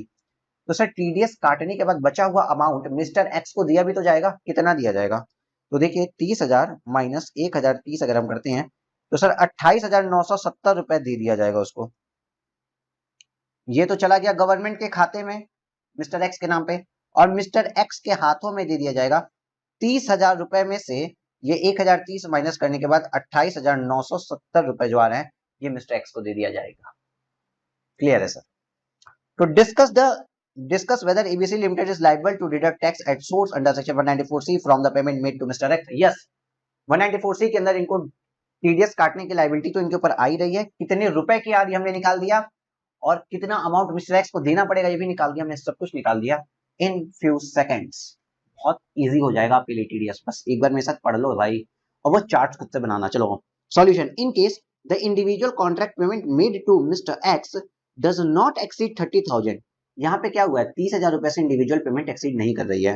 However since the aggregate amount paid to mister X during financial year exceeds 1 lakh, लेकिन मिस्टर एक्स को जो पेमेंट की गई है वो एक साल के अंदर 1 लाख रुपए से ज्यादा की हो गई है on account of last payment of 30,000 due to 1 March 2022 taking the total of 73,000 to 1,03,000।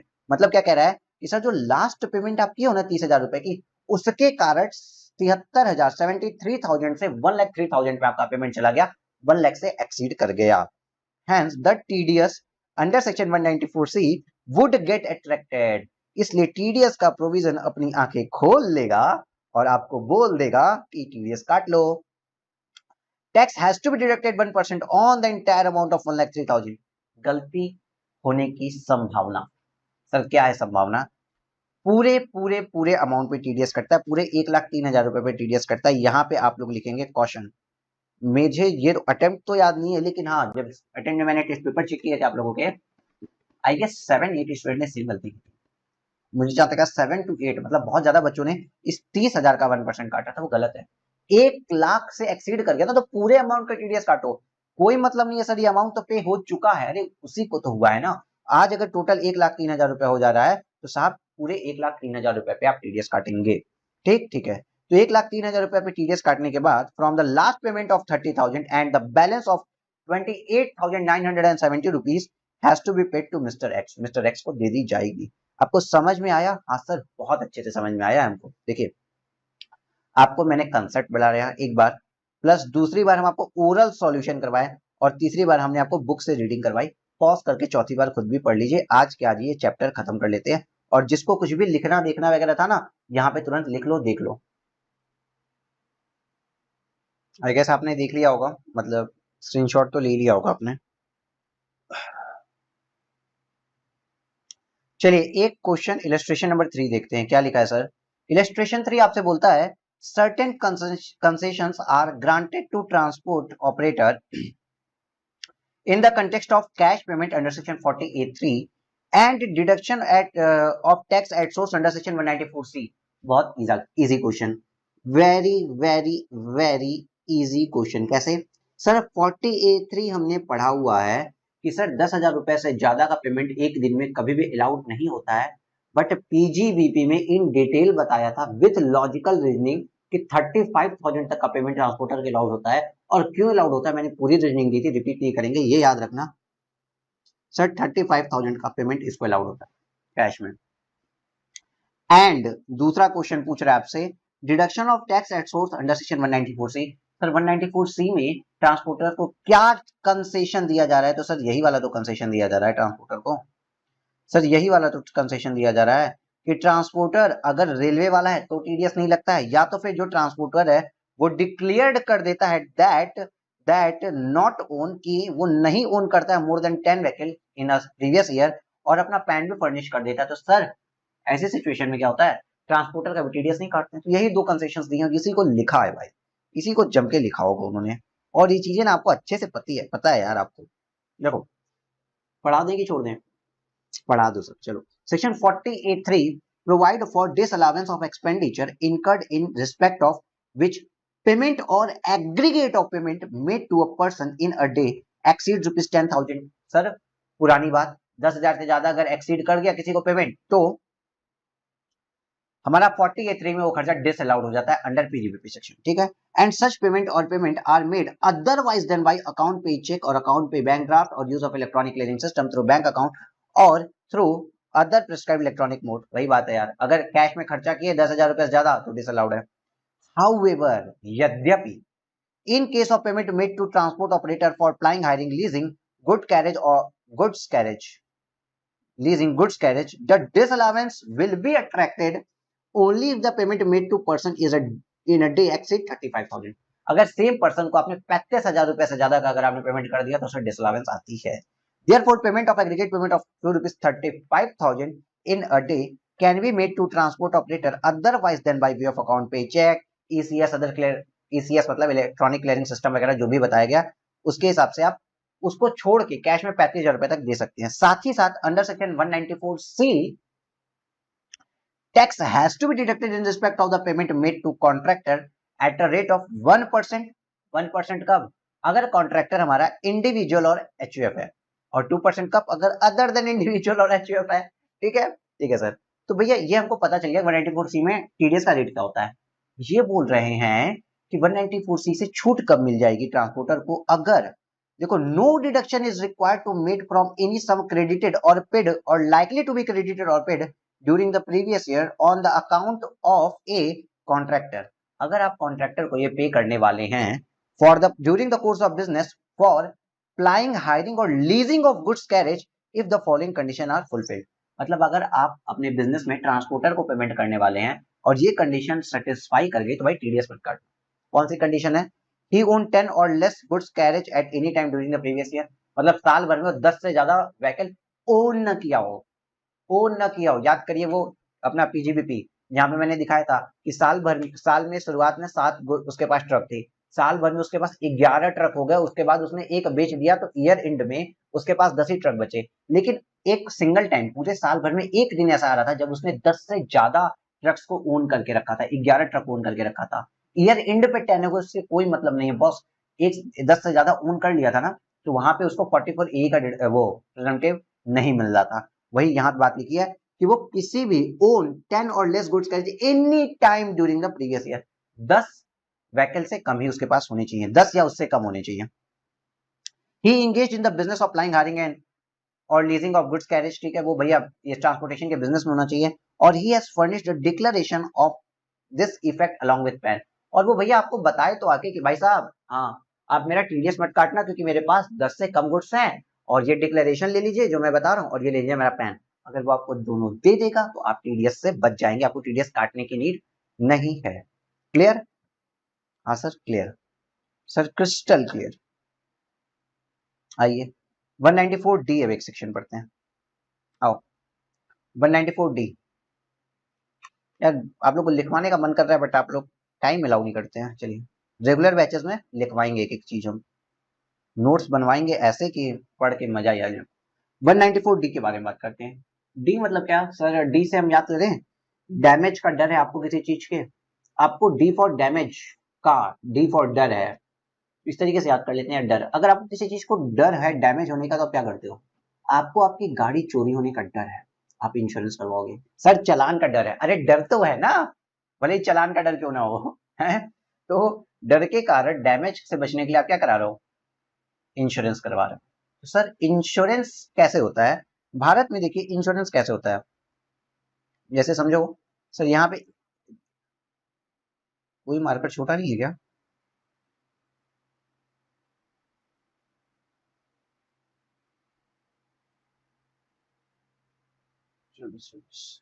चलो सही में वॉइस आ रही है। मान लेते हैं सर आपने कभी भी इंडिया में, जैसे कोई कंपनी है new India insurance company, new India insurance company को आप जानते हो? हाँ सर मान लीजिए आपको अपनी गाड़ी का इंश्योरेंस करवाना है एग्जाम्पल, या खुद का भी इंश्योरेंस करवा रहे हो, न्यू इंडिया इंश्योरेंस कंपनी ले लीजिए या एलआईसी ले लीजिए, ठीक है। आपको इंश्योरेंस करवाना है, आप कैसे इंश्योरेंस करवाते हो? आप कंपनी के पास चल जाते हो, कंपनी आपके पास चल के आती है अपनी बिल्डिंग लेके, ऐसे ऐसे आई कंपनी और कहीं इंश्योरेंस करवा लो? नहीं, आप कंपनी के पास जाते हो। हाँ लेकिन इनका जो बिजनेस मॉडल है ना सर, इन कंपनियों का जो बिजनेस मॉडल है वो कुछ ऐसा है कि इन कंपनियों के एन नंबर्स ऑफ एजेंट्स होते हैं, इन कंपनियों के बहुत से एजेंट्स होते हैं, ठीक है। और ये एजेंट्स मार्केट में ऐसे घूम रहे होते हैं और वहां पे आपके जैसे शरीफ लोगों को पकड़ते हैं और कहते हैं अपना इंश्योरेंस करवा लो, अपना इंश्योरेंस करवा लो। मतलब एलआईसी कभी डायरेक्ट आपका इंश्योरेंस नहीं कर रही है, वो एलआईसी की जो पॉलिसी बिकती है वो वाया इंश्योरेंस एजेंट बिकती है। एलआईसी की जो पॉलिसी बिकती है वो इस एजेंट के थ्रू आपके पास आती है। इवन आप कभी चेक करिएगा, आप डायरेक्ट किसी भी कंपनी में जाइए और कहिए मुझे इंश्योरेंस करवाना है, जनरल इंश्योरेंस कंपनी में जाइए, मैंने खुद किया है, बाइक लेके गए मुझे इंश्योरेंस करवा दो, बिकॉज हम उस समय जनरल इंश्योरेंस कंपनी का ऑडिट भी कर रहे थे। तो वो जो डायरेक्ट आप कंपनी पहुंचे ना, आपका इंश्योरेंस तो होगा लेकिन पॉलिसी के पीछे देखना किसी ना किसी एजेंट का नाम लिखा होता है, मतलब वो via agent through the agent हुआ है। इसका मतलब सर इंश्योरेंस का जो बिजनेस है वो एजेंट के थ्रू ही रूट कर रहा होता है ऑलवेज। Yes sir. तो यहाँ पे अब देखिए एक अगेन, सभी लोगों अपनी अपनी आंखें खोलो और मेरे साथ बोलो, हम पढ़ेंगे। देखो ये एक आदमी है, ये आदमी नहीं है, ये कंपनी है, ठीक। एलआईसी, चलो एलआईसी को पकड़ते हैं, ठीक है सर एलआईसी है, और ये है आप, आप लोग हैं। आपका नाम आज जिस बच्चे का मुझे को कमेंट था शुभम, ठीक है, शुभम है। अब शुभम ने क्या किया, शुभम कह रहा है मेरा इंश्योरेंस कर दो। शुभम का इंश्योरेंस, ठीक है, शुभम ने पकड़ा इस एजेंट को, या इस एजेंट ने पकड़ा शुभम को, ये बोला ठीक है मैं तुम्हारा इंश्योरेंस कर दूंगा। कितने का करवाना है? शुभम ने बोला 1 करोड़ रुपए का मेरा इंश्योरेंस करवाना है। शुभम ने बोला 1 करोड़ का मेरा इंश्योरेंस करवाना है। उसने बोला ठीक है 1 करोड़ का इंश्योरेंस तो हो जाएगा, आप 1.5 लाख रुपए प्रीमियम दे दो, 1.5 लाख रुपीस का प्रीमियम दे दीजिए, ठीक है। 1 करोड़ का इंश्योरेंस चलेगा, 10 साल तक चलेगा, 1.5 लाख रुपए का, 1.5 लाख ज्यादा कम हो गया यार, 15 लाख रुपए का प्रीमियम दे दीजिए, 15 लाख रुपीज का, ठीक है। 7 साल का इंश्योरेंस है, 15 चक्कर नंबर 6 साल का इंश्योरेंस है, ठीक है, 6 ईयर का इंश्योरेंस है। वो बोलता है कि आप मुझे 6 ईयर का इंश्योरेंस है तो 15 लाख रुपए पर एनम की आपकी पॉलिसी का प्रीमियम आ रहा है, आप मुझे प्रीमियम दे दो। अब शुभम क्या करेगा, शुभम ने चेक काट के दिया। चेक शुभम जो काटता है ना वो इन फेवर ऑफ LIC काटा। शुभम ने चेक काटा कि यार रफ शीट्स नहीं है यहाँ पे आज। शुभम ने चेक काटा, ये लो ले जाओ चेक, पॉलिसी एजेंट चलो यहाँ से, पॉलिसी एजेंट चेक लिया, चल दिया। पॉलिसी बेची किसने? इंश्योरेंस एजेंट ने। पैसा मिला किसे? लाइफ इंश्योरेंस कॉर्पोरेशन को। ये क्या था, बेवकूफ था? नहीं, इसको भी पैसे मिलेंगे, लेकिन पैसे कैसे आएंगे? कमीशन आएगी अब इसको LIC से, ब्लैक पेन कमीशन अब इसको आएगी LIC से, यहां से सर इसको आती है कमीशन। अब जब इसको ये कमीशन आएगी ना, तो देखिए देखिए देखिए इधर इधर थोड़ा सा इंपॉर्टेंट है। जब यहाँ पे ये कमीशन बेचेगा तो एज्यूम करते हैं 15 लाख रुपए पे ये कमीशन भेजते हैं 10%, 1.5 लाख रुपए LIC इनको कमीशन भेज रहा है। तो जो कमीशन LIC इंश्योरेंस एजेंट को भेजेगा ना, तो LIC यहाँ पे इंश्योरेंस एजेंट का TDS काट लेगा, LIC इंश्योरेंस एजेंट का TDS काट लेगा। अज्यूम करते हैं 5% रेट है, एट द रेट 5%, तो TDS तुम्हारा 5% के हिसाब से कितना आ गया, 15-25-75, 7500 रुपीज TDS काट लेगा और गवर्नमेंट ऑफ इंडिया को दे देगा। और इस एजेंट को कितना पैसा देगा? 1,42,500 रुपीज इस एजेंट को दे देगा, ठीक है। ये एक तरीका होता है। इसी के ऊपर जो अब सुनो सुनो सुनो सुनो लाल, अब आंखें खोलो। LIC मतलब इंश्योरेंस कंपनी अपने इंश्योरेंस एजेंट को जो पैसा देती है उस पर कमीशन काटती है, कमीशन पे सॉरी TDS काटती है, वो काटती है 194D सेक्शन में, 194D सेक्शन में, ठीक है, डी सेक्शन में, ठीक है। TDS on insurance commission, clear. D मतलब हिंदी में एजेंट्स को दलाल भी बोला जाता है, तो आप इस तरीके से भी याद कर सकते हो, ठीक है, एजेंट वाली कमीशन पे, ठीक है सर। तो यहाँ पे पेयर कौन होता है? पेयर ऑलवेज इंश्योरेंस कंपनी होती है। इंश्योरेंस कंपनी ही किसको दे रही है? अपने एजेंट को पैसे दे रही है। TDS की रेट है यहाँ पे 15 नहीं है भाई, ये मिटेगा भी नहीं यार। TDS की रेट है यहाँ पे 5%। एक सेकंड आप लोग परेशान मत हो, हम कर रहे हैं। TDS की रेट है यहाँ पे 5%, ठीक है, यहाँ पे भी शायद फिर गलत आ गया होगा, हाँ TDS की रेट है यहाँ पे सिर्फ 5%, ठीक। 5% की TDS की रेट कटती है अगर कमीशन के लिए सर फिर कोई लिमिट होगी, अगर कमीशन एक्सीड कर जाता है 15,000 रुपए से। मतलब याद रखना, अगर अप टू 15,000 है तो कोई TDS नहीं लगेगा। यहाँ पे गलतियां होती हैं, डॉट 15,000 पे अगर MCQ आ गया तो आप उलट जाएंगे, बट अब याद रखना अप टू 15,000 है तो नो TDS। इसी तरीके से आप लोग भी लिखना अप टू 15,000 / नो TDS, जिस तरीके से मैंने यहाँ लिखा है। लेकिन अगर एक्सीड 15,000 कर गई ना तो TDS कट जाएगा, किसका? इंश्योरेंस कमीशन पे। सर 194D बता दिया, अब सर 194DA बताइए। डर लगा जिंदगी का, ठीक है, तो आपने क्या किया, पेमेंट करवा दिया इन respect of life insurance policy, payment in respect of life insurance policy.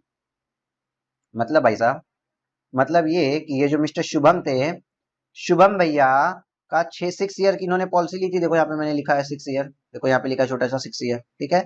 अब 6 ईयर बाद, 6 ईयर्स के बाद शुभम को 1 करोड़ रुपीज मिलेगा।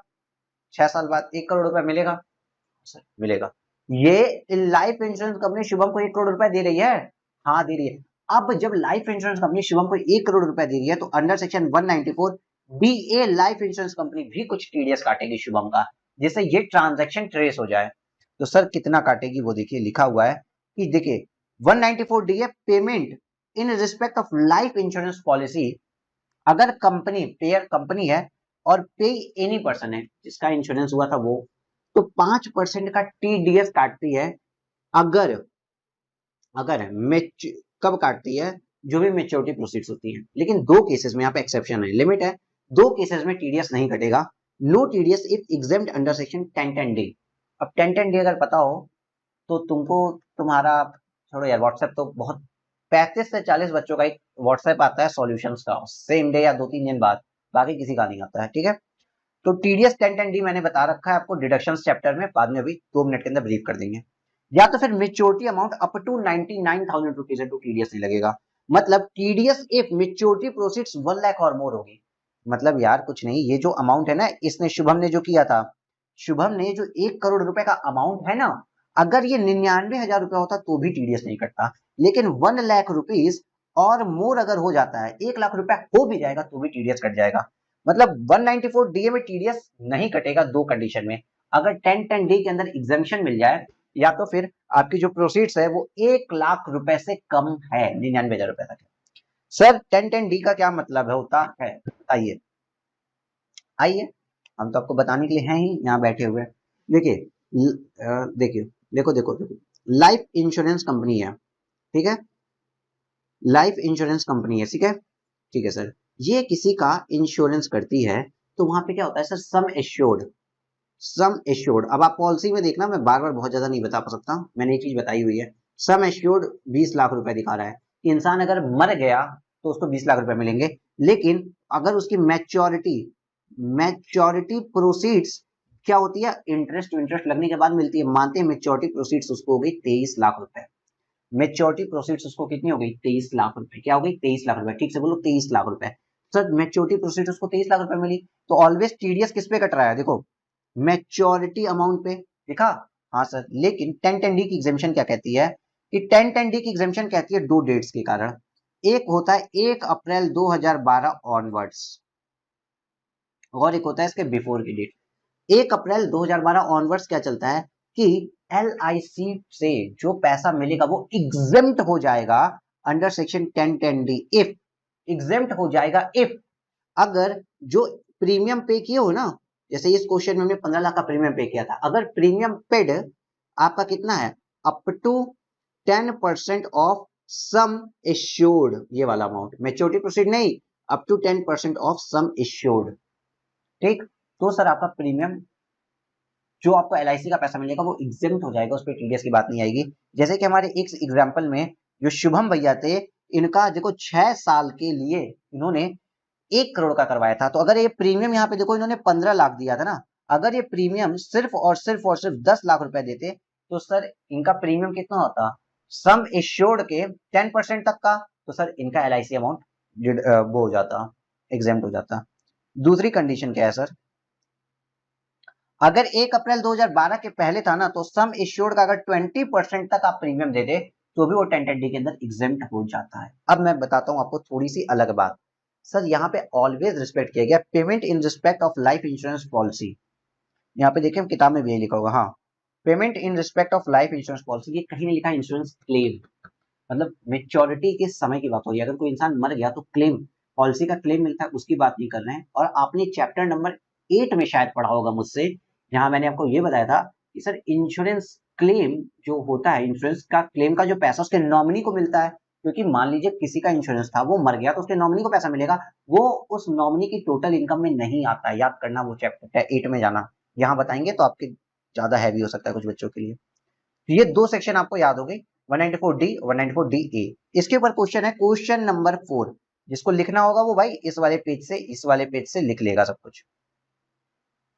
Question number 4, examine the applicability of the provision of tax deduction at source under section 194DA in the following cases. In cases के अंदर बताओ 194DA क्या लगा क्या नहीं लगा, ये कैसी मुश्किल है। अब देखो यहाँ पे आ गए हम। Question 1, mister X a resident is due to receive 4.5 lakh on 31 March 2022 towards maturity proceeds of LIC policy taken on 1/4/2019। कुछ नहीं, हम इसको ओरल सॉल्व करेंगे सर, 7 से 10 सेकंड के अंदर ओरल सॉल्यूशन करना है। अभी टाइम स्टार्ट मत करना, 7 से 10 सेकंड के अंदर ओरल सॉल्यूशन करना है, ठीक है। सर देखिए, मिस्टर एक्स थे एक रेसिडेंट, ठीक है, due to receive 4.5 loan 31 March 2020। Sir 4.5 lakh rupees 31 March 2020 को इन्होंने रिसीव किया है। चलो आगे देखते हैं। टुवर्ड्स LIC पॉलिसी, ठीक है, for which the sum issued is 4 lakh and the annual premium is 1,25,000। Sir 10(10)D के अंदर एग्जेम्पशन मिलती है अगर मेरे सम इश्यूड का 10% ही प्रीमियम हो, तो 4 लाख का 10% अगर प्रीमियम होता 40,000 रुपए, तब तो सर जो हमको अमाउंट मिला ना वो वो एग्जेम्प्ट हो जाता और TDS नहीं कटता। लेकिन अब सर क्योंकि मेरा एनुअल प्रीमियम 10% से ज्यादा है, 40,000 रुपए से ज्यादा है, तो सर TDS तो कटेगा। 194DA में TDS तो कटेगा, लेकिन कितना कटेगा? तो सर 5% का TDS कटता है इनकम कंपोनेंट पे। बात खत्म, बात खत्म। देखो 7 सेकंड हो गए, बात खत्म। अब सर इनकम कंपोनेंट क्या होता है, इस पे आइए बात समझते हैं। इस पे आइए बात समझते हैं। देखो 4.5 लाख रुपए आपको मिले हैं, आपको 4.5 लाख रुपए कब मिलना है? 31 मार्च 2022 को। मार्च 2022 को 4.5 लाख रुपए देते हैं। तो क्या आपने कुछ दिया नहीं है क्या इंश्योरेंस कंपनी को? अरे सर क्या बात करते हो, 1,25,000 रुपए में प्रीमियम ले रहा हूँ। कब से? 1/4/2019 से, मतलब 1/4/2019 को दिया, 1/4/2020 को दिया, 1/4/2021 को दिया, और 1/4/22 तो आई नहीं, मतलब 3 साल मैंने दिया 1,25,000 रुपए। सर मजाक करके रखा है क्या आपने? ओके, आपने 3 साल 1,25,000 रुपए दिया, तो 19, 20, 21 3 साल आपने 1,25,000 रुपए दिया। 1,25,000 इंटू 3 अगर आप करते हैं तो 3,75,000 रुपए तो सर आपने उस कंपनी को ही दे दिए थे। 3,75,000 रुपए से आपने कंपनी को ही दिए थे, तो आपको इनकम कितने की हुई? मतलब आपने इन फॉर्म ऑफ प्रीमियम 3,75,000 रुपए कंपनी को दिए, और कंपनी ने आपको 4.5 लाख रुपए दिए, तो आपको इनकम कितने की हुई? तो सर 375 माइनस 4.5 लाख, इनकम तो सर सिर्फ और सिर्फ 75,000 रुपीज की हुई ना सर, क्योंकि 4.5 लाख में 3,75,000 रुपए तो आपने खुद कंपनी को दिया था, तो कंपनी ने आपको 4.5 लाख दिए, तो इनकम कितनी हुई? 75,000। 75,000 का 5% TDS कट जाएगा, जो कि आता है 75,000 का 5% TDS काट दीजिए तो आएगा आपका 37,50 रुपीज का TDS कट जाएगा। बस सॉल्यूशन इतना सा था, छोटा सा। देखो देखो देखो देखो, और यहाँ पे आप मार्क करेंगे कॉशन, कॉशन लिखिए, कॉशन प्लस इंपॉर्टेंट भी। कॉशन क्यों? पहली गलती तो 1,25,000 इंटू 3 वाली आपसे होने वाली है, ये लिख लीजिए। ठीक ठीक, आइए सर इधर। Since annual premium exceeds 10% of sum assured in respect of a policy taken after 31 March 2012, 31 March 2012 के बाद ली गई पॉलिसीज के ऊपर अंडर सेक्शन 10(10)D TDS कटता है। सर उससे क्या मतलब? TDS की बात छोड़ो, 10(10)D के अंदर 1/4/2012 के बाद अगर सम एश्योर्ड का 10% तक प्रीमियम दियो तो ही एग्जेम्प्ट होता है, वरना टैक्सेबल हो जाता है। और 1/4/12 के पहले 20% था। ठीक है। The maturity proceed 4,50,000 due on 31 March 2022 are not exempt under section 10(10)D। तो 10(10)D के अंदर तो एग्जेम्प्ट हुआ नहीं, 40,000 से ऊपर का प्रीमियम है। In hands of Mr. X, therefore tax is required to deduct 5% under section 194DA on the amount of income comprised therein। अब इनकम कंपोनेंट पे कटेगा भैया, कॉशन इनकम कंपोनेंट पे, इनकम कंप्राइज्ड। देखिए यहाँ पे इसको आप ऐसे कर लीजिए, इनकम कंपोनेंट पे कटेगा।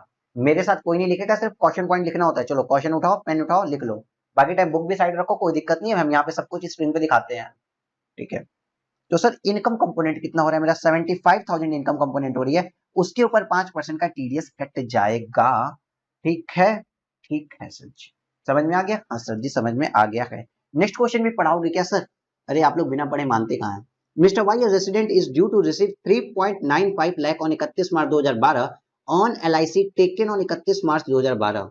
सॉरी, LIC का पैसा 3,95,000 रुपीज उसको मिला है 31 मार्च 2022 को, और उसने LIC पॉलिसी कब ली थी? 31 मार्च 2012 को। सर सर सर, हाँ भाई सर, हाँ बोलो सर। 1 अप्रैल 2012 के बाद 10(10)D के लिए सर लिमिट हो गई थी 10% ऑफ सम एश्योर्ड, लेकिन सर अगर पॉलिसी किसी ने 31 मार्च 2012 को ली है, सर इसके जस्ट एक दिन पहले ले ली है, तो सर ये 10(10)D के लिए लिमिट होती 20% of sum assured. 20% of sum assured, तो सर यहाँ 20% वाली लिमिट लग जाएगी। गलती मत करना सर, एक दिन की बात है। हाँ ओके। तो 31 मार्च 2012 को उसने लिया था, for which sum assured 3.5 lakh, 3.5 lakh का है, 3.5 लाख का है, and amount of premium is 30,100। Sir देखिए 3 लाख, यहाँ पे अगेन क्वेश्चन लिख लीजिए, आपसे भुलवाएंगे ये लोग, आप 10% देखोगे इसको टैक्सेबल कर देंगे, बट क्योंकि 31 मार्च 2012 था, 1 अप्रैल से 10% इफेक्टिव हुआ है, 31 मार्च तक तो 20% था, तो 20% अगर देखें तो 3.5 लाख का 20% आता है 70,000 रुपए। अगर प्रीमियम 70,000 रुपए तक है तो LIC का अमाउंट, लाइफ इंश्योरेंस पॉलिसी का अमाउंट एग्जेम्प्ट हो जाता है। सर यहाँ प्रीमियम 30,100 रुपए था, तो लाइफ इंश्योरेंस पॉलिसी का अमाउंट एग्जेम्प्ट हो चुका है। आइए, since the annual premium is less than 20% of sum issued in respect of policy taken before 1 April 2012, the sum of rupees 3.95 lakh due to Mr. Y would be exempt under section 1010D। exempt हो गया boss, in his hand, hence no tax is required to be deducted at source under section 194DA for such sum payable to Mr. Y। तो कोई भी TDS की need नहीं। Third part पे आ जाए sir. हाँ सर, तीसरा क्वेश्चन भी करवा दो आज। आज सर सारे क्वेश्चन होंगे, ठीक है। मिस्टर जेड नालायको, हमेशा सारे क्वेश्चन होते हैं, आज क्या मतलब। Mister Z, a resident is due to receive 95,000 rupees on 1/8/2021, ठीक है, toward maturity proceeds of LIC taken on 1/8/2015। देखो LIC कब लिया इन्होंने, 1/8/2015, मतलब 10% ऑफ सम एश्योर्ड वाली कंडीशन लगेगी। For which the sum assured is 90,000 and the annual premium is 10,000। Sir एक बात बताओ, क्यों हम लोग का माथा खराब कर रहे हो आप? क्या क्या हो गया? मैंने क्या किया आप लोगों के साथ? मैंने क्या कर दिया कि आप लोग ऐसे बोल रहे हो? सर आपने हमको पढ़ाया था कि if maturity amount up to 99,000 तो TDS नहीं लगेगा। यहाँ पे मैच्योरिटी अमाउंट कितना है सर? इसी क्वेश्चन में बोल रहा है रिसीव किए ये भाई साहब 95,000 रुपीज, 1 लाख रुपए से कम है, तो सर TDS काय को लगेगा? आगे आप क्यों पढ़ा रहे हो ये सब बातें? ओके, सॉरी मेरी गलती, आप लोग तो समझदार निकल गए। चलो देखो लिखा ये है, even though the annual premium exceed 10% of sum assured, annual premium 10% of sum assured से बढ़ गया, मतलब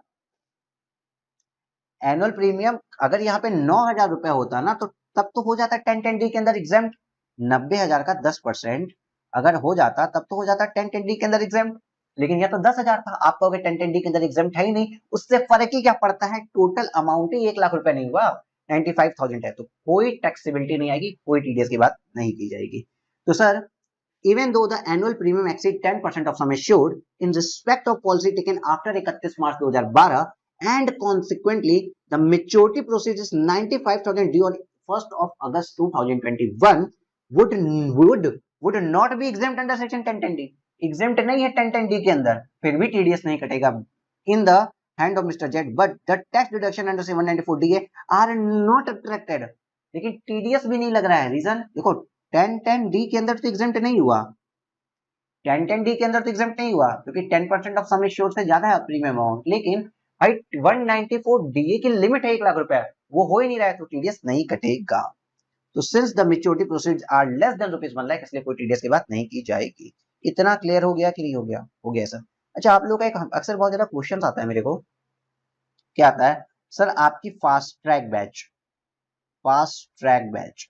तो देखो यार, CA इंटरमीडिएट लेवल पे जो बच्चे रिपीटर्स होते हैं ना, जो रिपीट कर रहा है, रिपीटर्स हैं, ठीक है, उनके लिए फास्ट ट्रैक समझ में आता है, फ्रेशर्स के लिए बिल्कुल भी फास्ट ट्रैक बैच होता नहीं है।